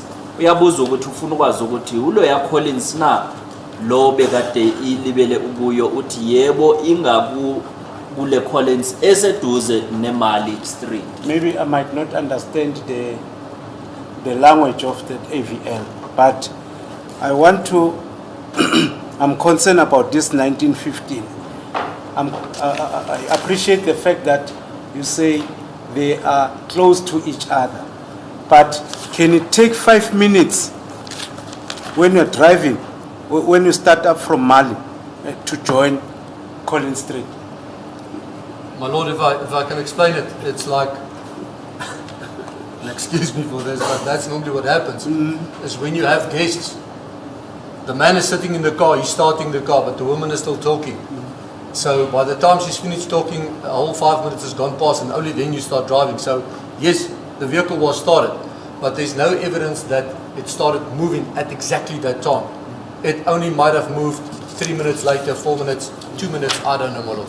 Uthumeli ke manje imoto kuyenzeka ukuthi nangu Collins nangu Mali le moto le ukusuka la eMali ukungena la eCollins kuyenzeka ukuthi ithathe imizuzu emihlanu ngodi ke uthi nawu umfanekiso mhlambe ongakwenza Nkosi enkantolo kuyenzeka ukuthi uma kunendoda nomfazi emotweni indoda idumise imoto ngemva kwesikhathi lo mfazi elibele ekhuluma bese mhlawumbe imoto iqala ukusuka ngaleso sikhathi lo nkosikazi sekaqeda ukukhuluma uyenza nje umfanekiso ukuthi mhlawumbe kwenzakele kanjalo kodwa akathi kwenzakele kanjalo ukuthi iyaduma imoto kwakhulunywa bese imoto iyasuka. No, my question actually is relevant towards the movement of the motor vehicle. You said that motor vehicle was not moving. My lord, if you look at it, if I'm in court here today, if I'm standing here or if I'm standing here, I'm still at my position.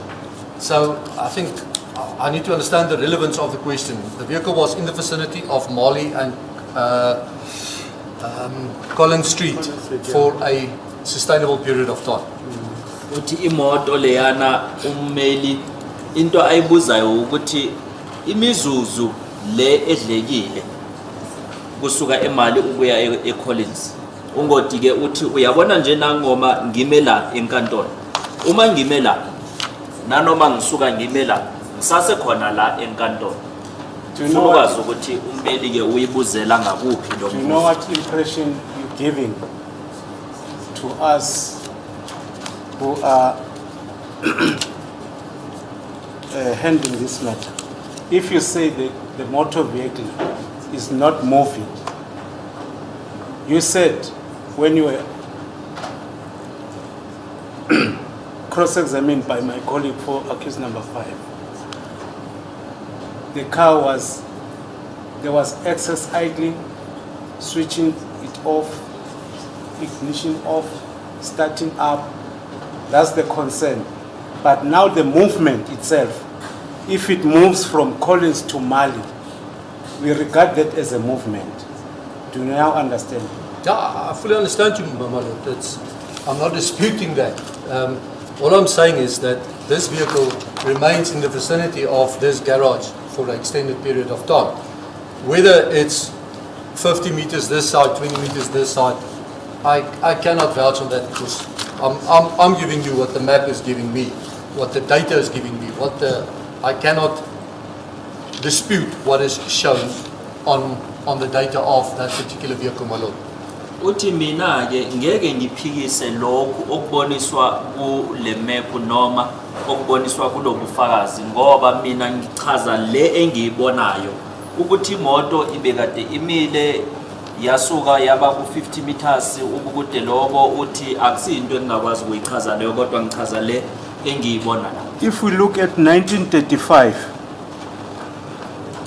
36 seconds, My lord, Fraser Street in Jamestown.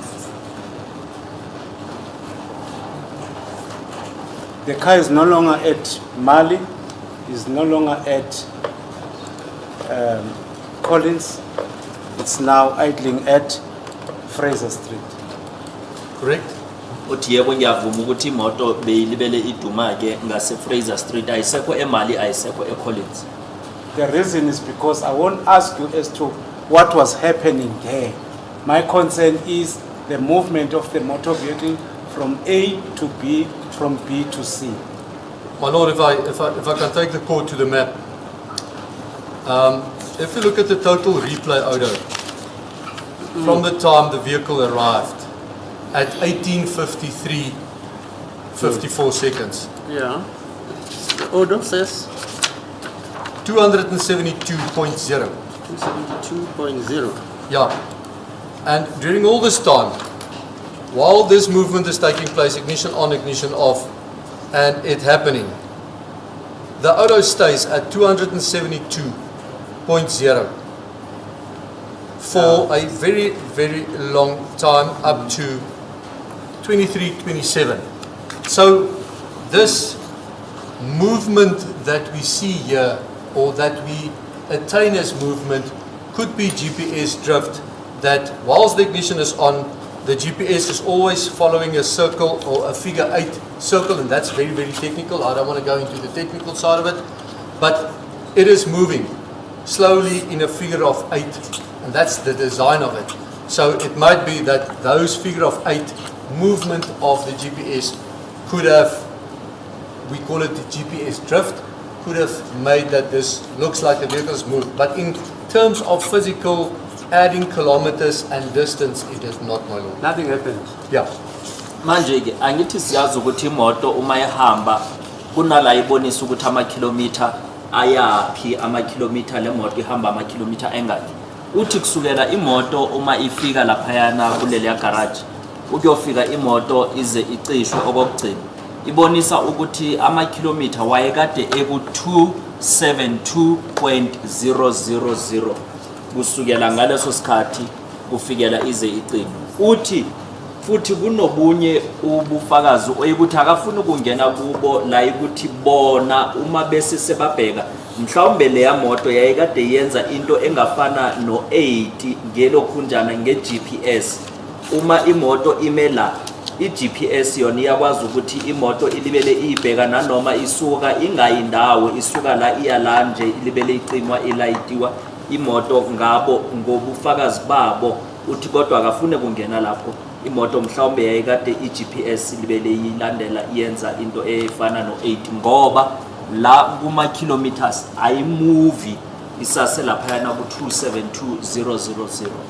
Why then in the AVL does it not reflect GPS drift?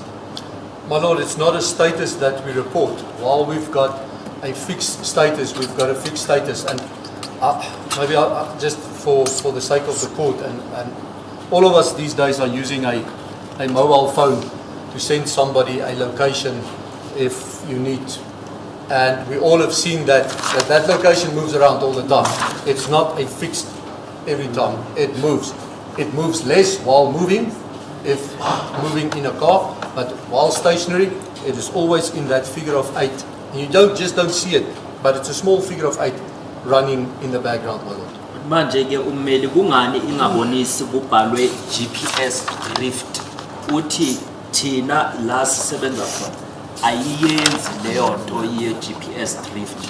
Kufana nomuntu uma uthumelela umuntu mhlawumbe intombi yakho ilocation ukuthi izokuthola endaweni ethize, uma ulibela uhamba nakancane uhamba ukusuka endlini ukuya egate, leyo location ibonisa ukuthi iyahamba into eyikuthi iyayenzeka. Okay. Before we conclude on this aspect of the positioning of that motor vehicle within that area,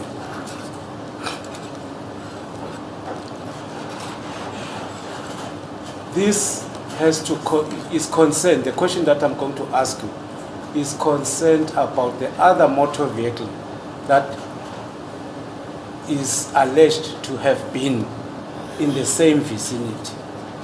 But because it is not fitted with the tracking system, you won't be able to assist the court about the presence of that motor vehicle in that area, correct? That is correct, my Lord. Uthi lo mbuzo ongifuna ukubuza umbuzo oyikuthi uhambelana nalenye imoto lebe kuthiwe nayo yayikade ikuleyo ndawo kodwa uthe leyo moto yayikade ingafakwanga AVL kunjalo uthi ye kuyiqiniso. Now let's move to after it has departed. You said 23-27. It was there till 23-27 on the 18th, my lord. Correct, Departed yes. on the 19th. Uthi imoto ibekade ilaphaya kufikela isikhathi masithi 23-27 isuke kwilanga elilandelelayo. All right. Now the motor vehicle is driving 14, sorry, I'm not sure if may I just confirm this matter before?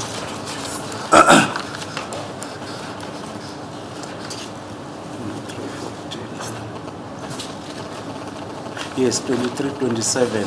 It says start up at 001403 Mali Street. Is that what you have just confirmed? Then still on the 19th, at page 38, it shows that the vehicle was now driving near freeway, Rodekop. No, I think I'm confused. My lord, I think I have to check my notes first. I don't want to confuse issues here. John N3 00. No, it can't be. Can you say Rodikop? It's not that side of the Mari Street. Yes, I don't want to get Because them. I know that area. I don't want to get them. But it's a location which is facing the highway. Yes, That's it. the small location Yes, that is yes. facing Yeah, yes, Leonda. the highway. All right. We are now at 1410 On the 19th, my lord. on the 19th. 1410 at 40 seconds. Driving near freeway Rodekop, Jimistin. From Fosloras. Entry from Fosloras now. Of ramping. The first off-ramp there was, is it Hattiesburg Road? My lord, I do apologize, but I'm now in the middle of a trip, so I don't know where this trip started, where this trip is going. So let me just get the... Let me just clarify this, Mr. Dupree. The reason why I'm selecting the dates, the dates and time, it must relate to the version of accused number 2. You understand? There are things that are not relevant. Version is, my lord. No.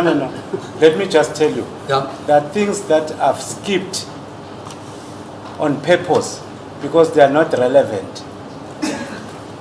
I'm not following, my lord. Uthi angilandeli uma uthi kunezinye izinto oziyekile ezingabalekanga Let me uthi give you an angizwisisi. example. Let me give you an example. No, we can continue. When- I just want to see where we are, my lord, in Okay. terms of the trip and the road. Because This- the last time we were at the garage, and all of a sudden, we are almost But 10 hours later. So I just want to orientate No, myself no. on the map. I'm taking you on the time that is reflecting on the AVL. I'm not just guessing. I said to you, Nobody said you guessing. I'll end up 23-27. Remember when we were at Jimistin? Ignition I- off 23-27 on the 18th. That's yes. correct. Then it start up at 0014. Correct. Correct. I then left that evidence from there. Then I said, disregard everything up to the on the same date, the 19th, at 14:10. Do you see the time reflecting I do on the see the AVL? time. Do you see that? Now, do you see, my lord? Yes. At 42nd, the vehicle was driving near freeway Rodekop. That's what I'm saying. That is correct, my lord. To follow that. Uthi ke asiqhubeke siye ku 1410 la imoto beyayikade ishayela eduze ne freeway eRodikop uthi yebo ngilapho. Yes. At 14:12, 25 seconds, driving near Heidelberg Road. Do you see that? That is correct, my lord. Let me just uthi ngo-1412 yayikade ishayela ngase-Heidelberg Road uthi yebo iqiniso. It reflects Rodekop, Germiston. So from that freeway, according to the direction, which turn did it make? Which direction did it take? My lord, if we can follow on the map here, there's the vehicle driving on the N3 highway direction, let's say from Vosloorus back to Johannesburg direction. Sisuka ke kuyo le map lena le moto isuka eVosloorus iya ngaseGoli. It then takes the Heidelberg off-ramp. Thatha umgwaqo weHeidelberg. There's the off-ramp, if we can follow on the map there. It takes the Heidelberg off-ramp and joins Heidelberg Road. Futhi ke uma sibheka laphana kumfanekiso iyabonakalisa ukuthi iyasuka kuHeidelberg Road iyothatha i-off-ramp. So when it gets to the bottom of the or the T-junction, it would then turn right into Heidelberg Road, direction L Road, if not mistaken, it's direction L Road. Uma seseyifika laphana ku T-junction izawujikela ngakwesandla sokudla ingene e-L Road. Can we then go to the coordinates of the 14th of 14 hours 12 minutes? That is where we are, my lord. Yes, 28,1380. Can you put us on the map there? There it is, my lord. Uthi silapho kumfanekiso la ukhuluma ngakhona uthe siye khona ku1412. All right.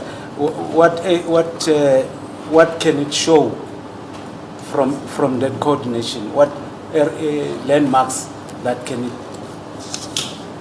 My lord, let me take you to the actual image.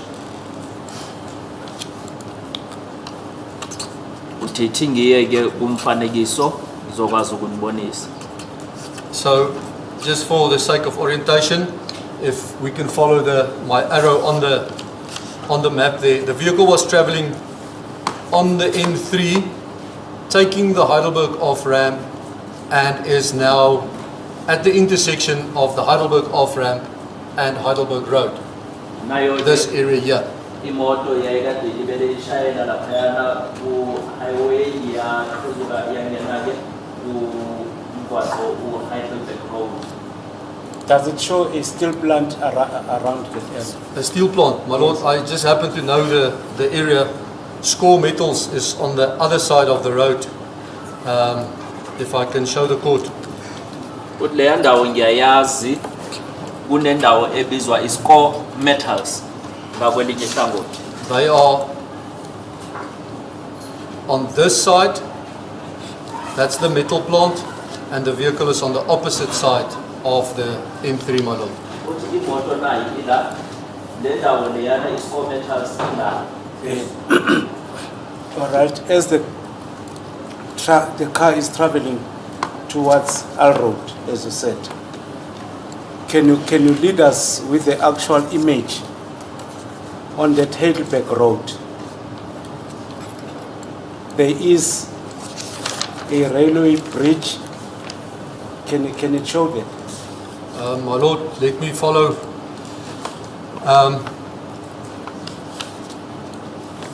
So I'm not. There's a railway bridge. Let me just get here. Maybe this is going to be an easier one. Yeah. So yes. So here's the vehicle Still driving? turning right and driving along Heidelberg Road. Yes. And this is the railway bridge you are referring to, sir. Yes. There's the railway bridge. The vehicle then passed under it. Yes. And is now at this location, still in Heidelberg Road.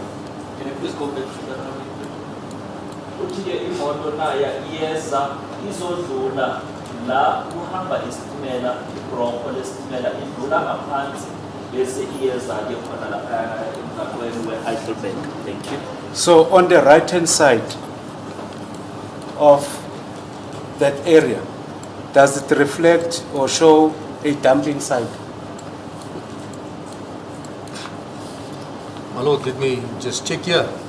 There's something there, but I'll have to go onto Google to confirm what is there. Uthi-ke kunala ibonisa indawo la kulahlwa khona izibi uthi kunendawo kodwa izawufuna ukuthi ngiyibhekisise ukuthi ithini leyo ndawo. My Lord, after the train bridge, there's Alberton City, Ekurhuleni, there's something here.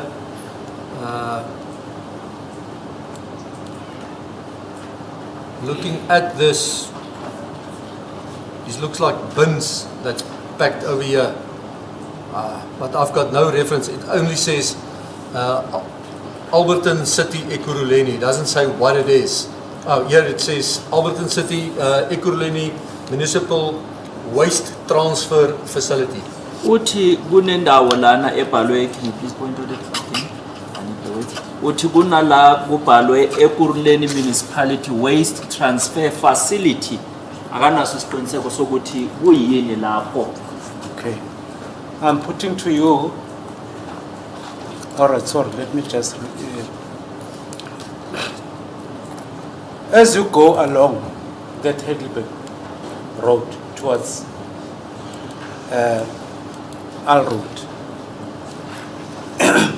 at 14:20, 35 seconds, ignition off at Ring Road. Do you see that? Ring Road East. That's correct, my Lord. Uthi yebo ngiyabona la imoto icishwa khona emgaqweni uRing Road. Is it still within the same vicinity? No, my Lord, it's quite a distance away at the shopping center.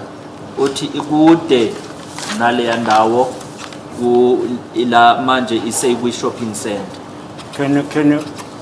Will you be able to estimate how far is it from the dumping site or from that waste transfer facility?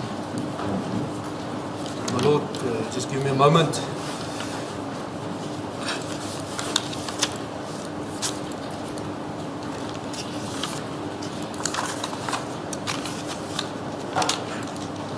Ungakwazi ukusichazisela ukuthi kusukela la imoto ime khona uyofika nala kulahlwa khona izibi kungaba ubude obungakanani ukuthi nginike ithuba nje ngikwazi ukuthi ngizochaza lokho.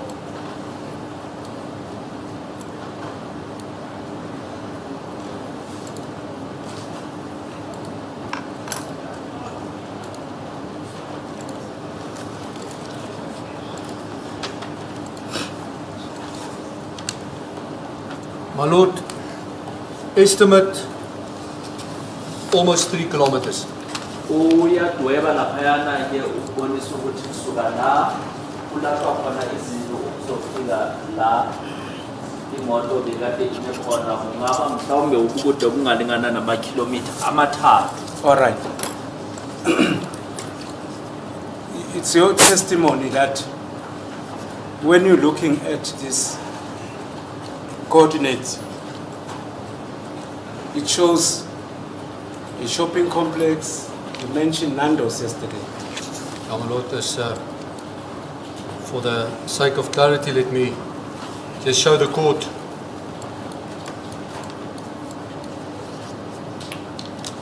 Kule ndawo le othi kuyathengiswa khona izolo ukhulume ngeNando's uthi ithingike ngithi ukubonisa inkantolo ukuze ngikwazi ukuyicacisela kahle. It says here, this is the facility, or the facility where the vehicle was, and it says here Nando's Alberton New Market drive-through. Uthi ke imoto yayikade ila isikobeka ke uthi imoto yayikade ila naku ibhaliwe ukuthi Nando's New Market drive-through na ibonisa nesikhombe sangaphakathi eNando's. Thank you. In relation to the active images that you are showing now, will you be able to show the active images for 2020? No, my Lord, Not for because 2023. This is the latest map we're using. So no, I cannot. But just give me a moment. Let me just check something, because Google do sometimes provide you with a scale that you can move around, but unfortunately not for this.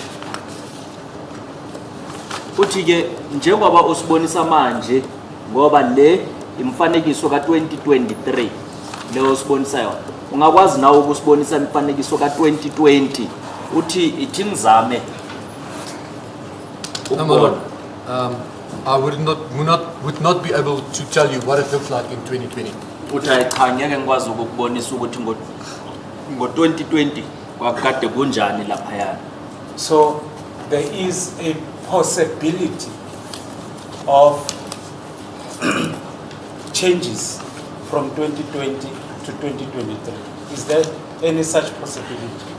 My lord, things change by the day, so I wouldn't be able to tell you that. Witness is asking to speculate. I believe when we use the word possibility, it's not we don't use it naively or in a naive sense, because when I'm following your evidence, especially yesterday, when you talk, sorry man.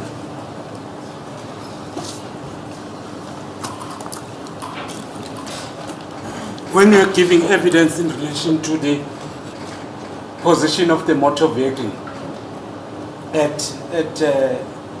Baragwanath Hospital, you mention the word possibility because it is your evidence that you saw that motor vehicle at or near the gates of the hospital. So your evidence further was that there is a possibility that the motor vehicle was inside the hospital. Am I right? That's what I said yesterday. That's correct, my lord. The witness did say it's a speculation. He did qualify that it's just merely speculation. I was about to say, I also said, but I'll be speculating if I say. I don't want to, as I've indicated earlier on, my lord, that I don't want to be a witness in these proceedings. But I've indicated, then I'll actually request the wisdom of the court when I'm saying this, because when there are changes on a particular place and the witness cannot give such evidence. When there are what? There are developments. If one may to be asked to give evidence to the effect that where there are developments right now, where there is Nando's, that place was vacant. It was an open area. That's when I'll request the wisdom of the court to give us directions as to how can, if it is impossible for this witness to assist us with the images in 2020. Yeah, what you do, at least this is what I used to do when I was still practicing. Yes, You go to the city council, you request the maps there. yes. Right. And then you peruse the maps. They tell you what was built, what was not built, what was demolished, etc., etc. Yes. Is that advice enough? That is a fair advice, madam. But I would request then that But the court can't tell you to give evidence. That No. can't happen. then I would request that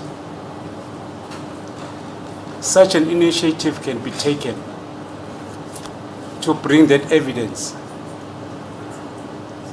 Either after this witness. You are counsel, you must decide what you want to do. Yes, my lord, but I must put it to the attention of the court because I don't want to bring something and surprise the court with it. Nothing surprises me, don't worry. No, Let's no, my lord. here. Let's just I've take seen it all. as- Yes, but I will leave it Okay, fine, yeah. and Is that it with this witness? I'll just put it subject to confirmation. I'll just put it to the witness that that area in 2020, there was no shopping complex. As a court, please, my lord, can counsel lay basis for putting that proposition to the witness? May I move on, Madam?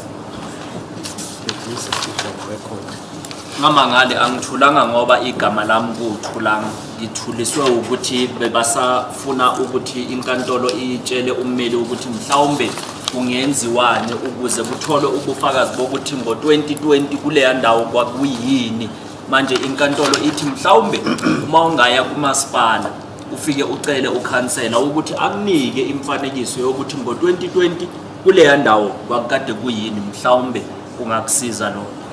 The motor vehicle was driving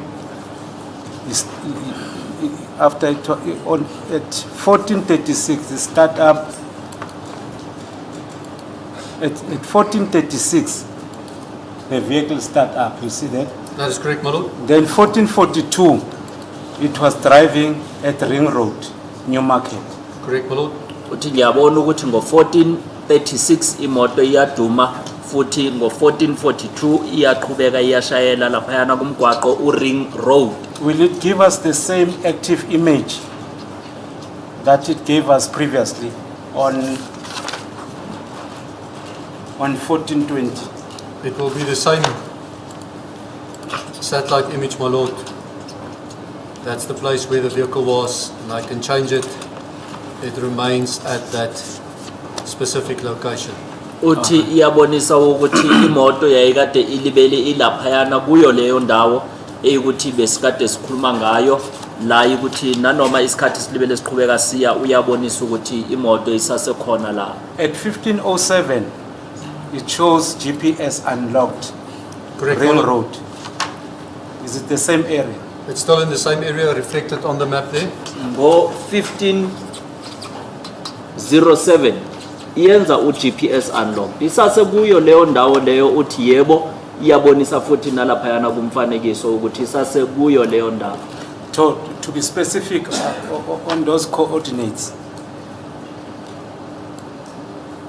These are coordinates, my lord. Yes. They don't reflect the same. They don't. If we just follow, again we're back at my previous left-right move. It's there, it's there, it's there. Yes. So it's still in the vicinity there, vehicle stationary, odometer not changing, my lord.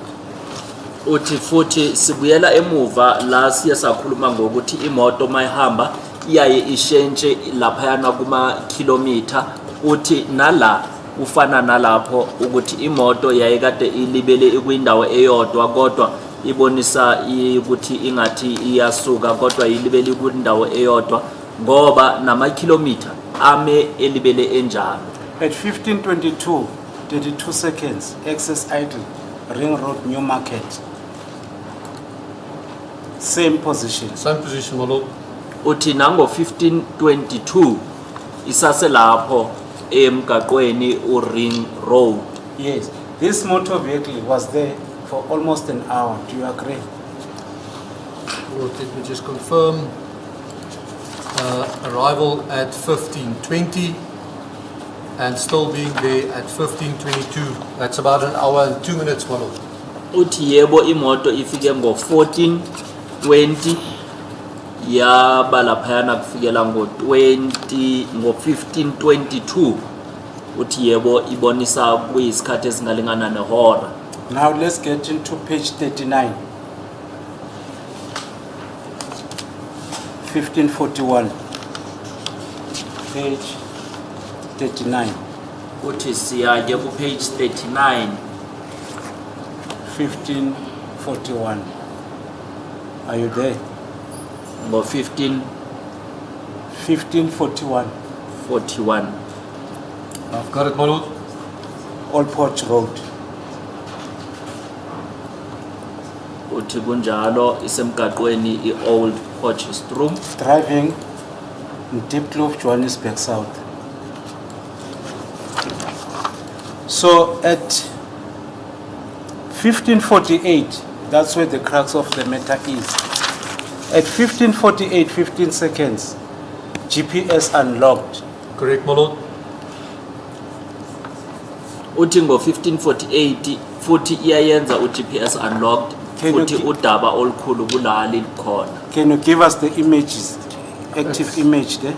It's on the map, my lord. uthi umfanekiso ukhona laphayana kumabonakude. The court requested you to show us the bridge. The bridge next Yeah. to Baragwanath Hospital. There's the bridge, my lord. Uthi nalo lelo broho ebekade kukhulunywa ngalo.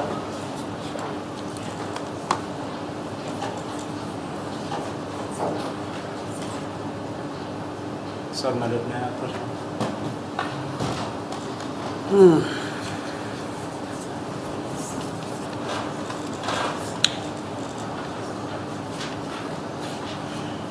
Thank you.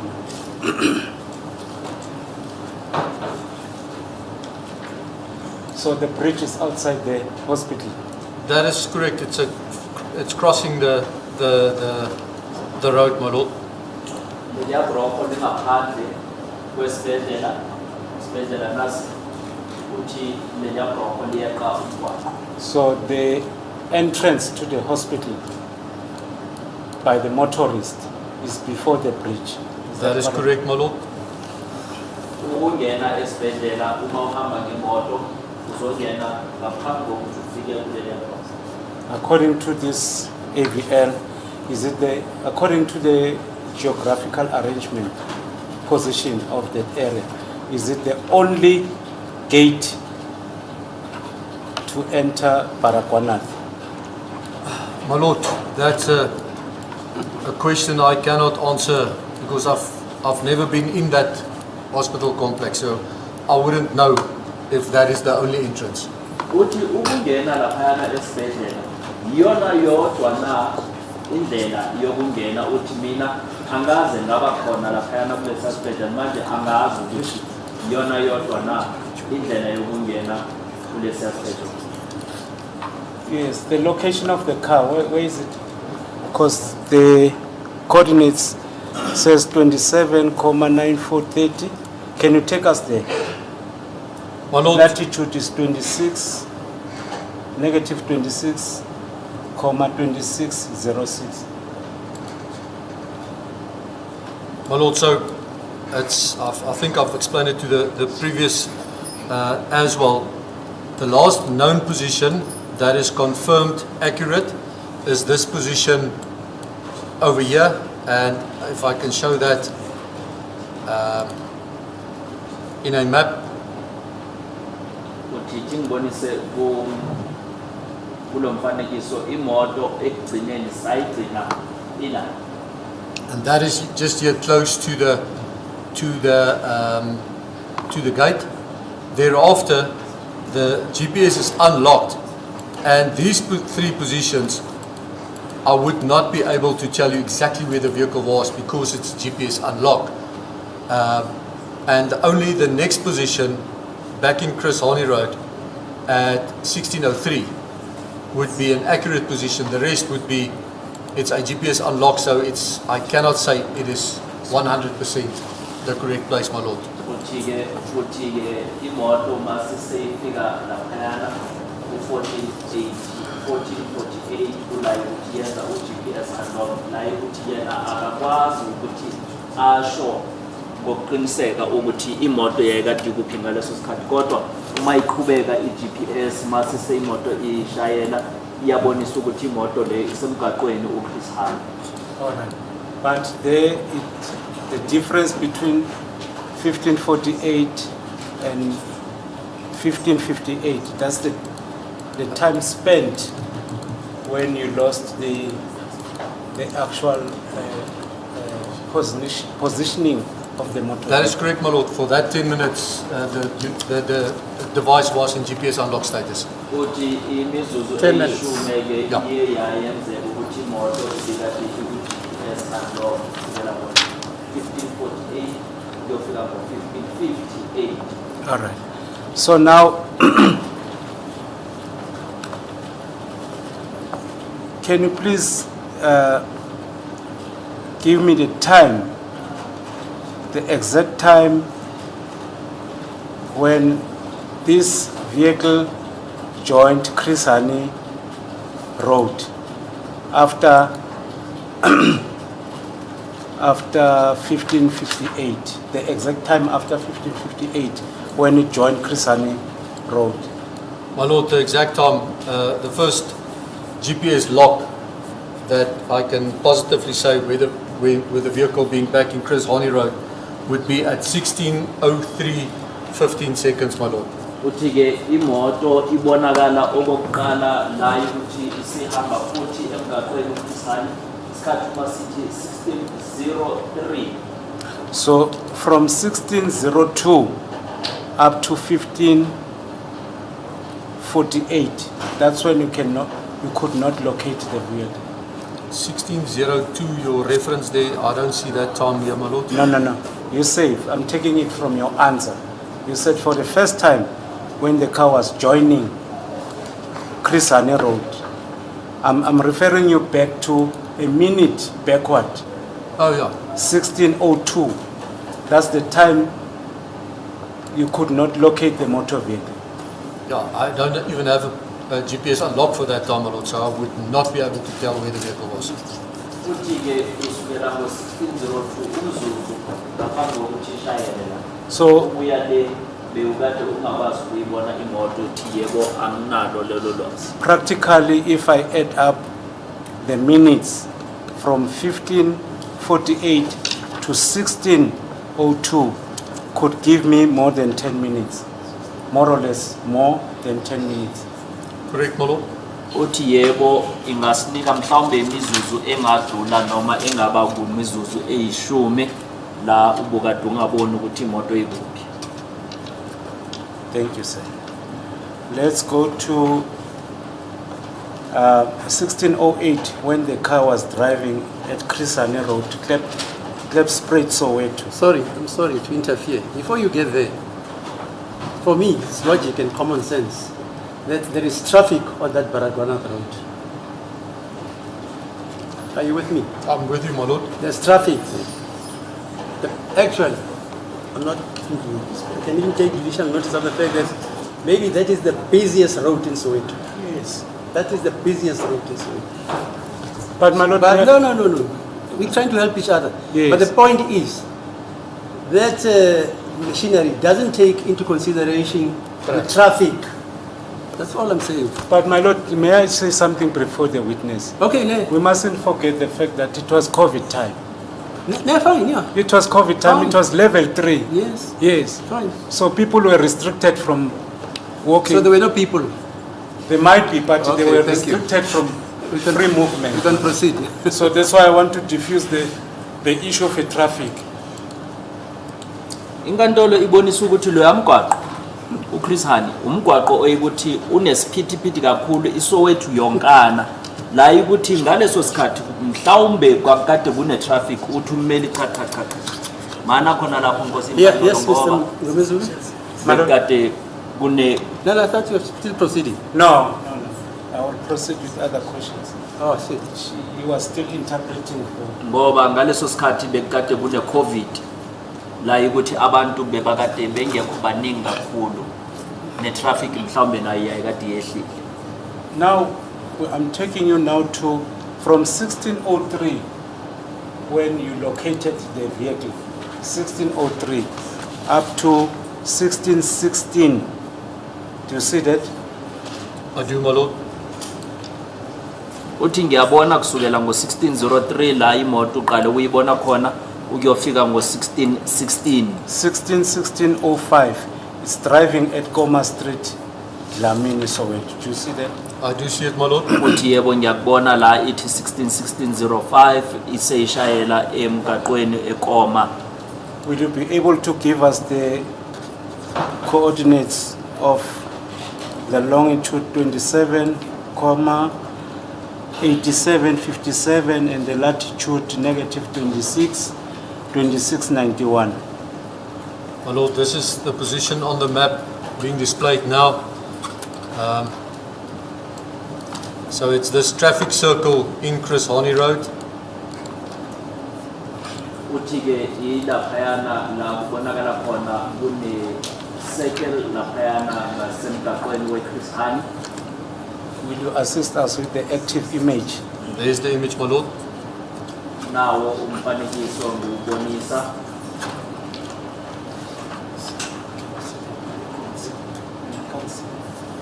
My Lord, the problem is I can't. Alan, Miss Moro. it's where you have the red dot. That's correct, my lord. Imoto nayo ila. All right. According to that image, does it show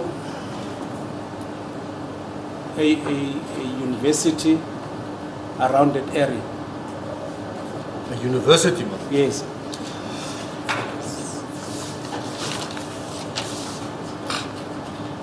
Kuya ngalo mfanekiso. Uyayibonakalisa na university. Yeah, Vista. That's Vista, yes, ma'am. My lord, not that I can see from here. Maybe if I can be guided. There's... where's Vista? So there's... Just after Para. There's Bara so here. So we came down this road. Came down. There's Morocco. There's Morocco police station. Before Morocco. Before Morocco. Superstore.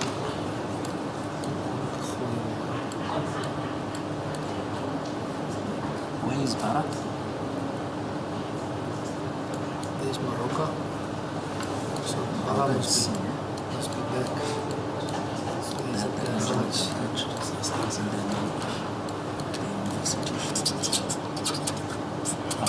My lord, there's a college of education. Before the College of Education. And here's the university. Yes. So, does this show, sorry, these coordinates show before passing Vista, or does it show before? That's way after. Way after. If we take it, my lord, for the sake of orientation, here's Bara, then Yes. you get the university, and only then is it Morocco police station, my lord. Yeah. Na ike ibara bese uma uza ku university abantu abadala bathi Vista thina sisiyazi njenge UJ bese uma uza nayi iMorocco. All right. Before Vista, on that active image, can it show a filling station, a garage, maybe Shell garage, or does it show that garage? My lord, there's the University of Johannesburg, also known as Vista. Here's a builder's warehouse, and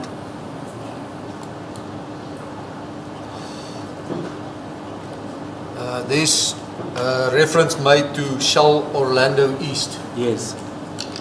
Shell.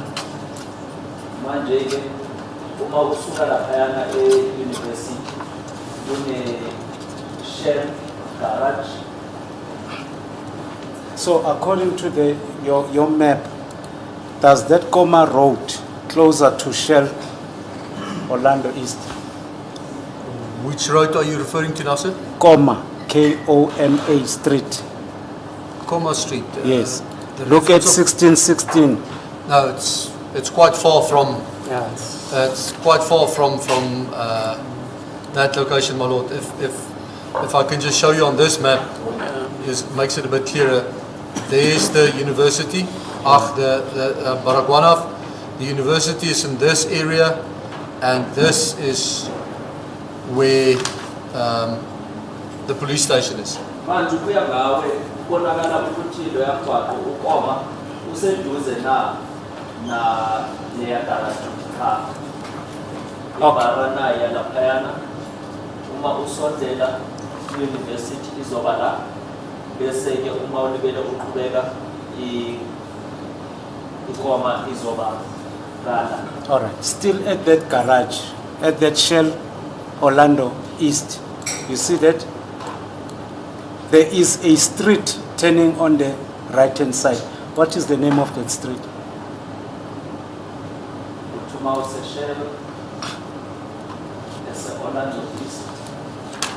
Right, now I just need to first find my map here.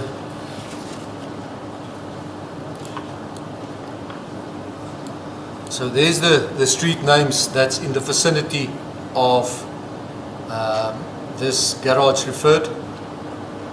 Yes. So which one taking you in which direction, sir? As we are driving to Vista, there's a garage on the Left-hand side. left-hand side. Yes. On that garage, the first turn on your right-hand side, what street is that? My lord, it looks like Dynamo Street. Sorry? Dynamo. Dynamo Street. awehla usanda kuvuka nayo igarage la ekhoneni uma uzala nawo umgwaqo owokuqala la uzojikela ngakwisandla sesinene lo mgwaqo uDynamo.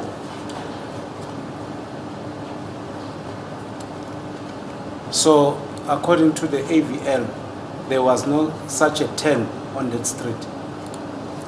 My lord, taking us back to this map.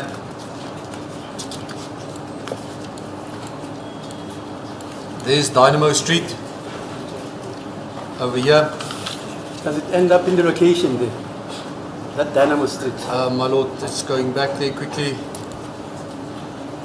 Dynamo Street goes here to Common Maths, English, Soweto Power. That's it, yeah. It goes through here. It runs all the way from Chris Honey all the way down and goes into this area over here. Looks like a sewage farm or something.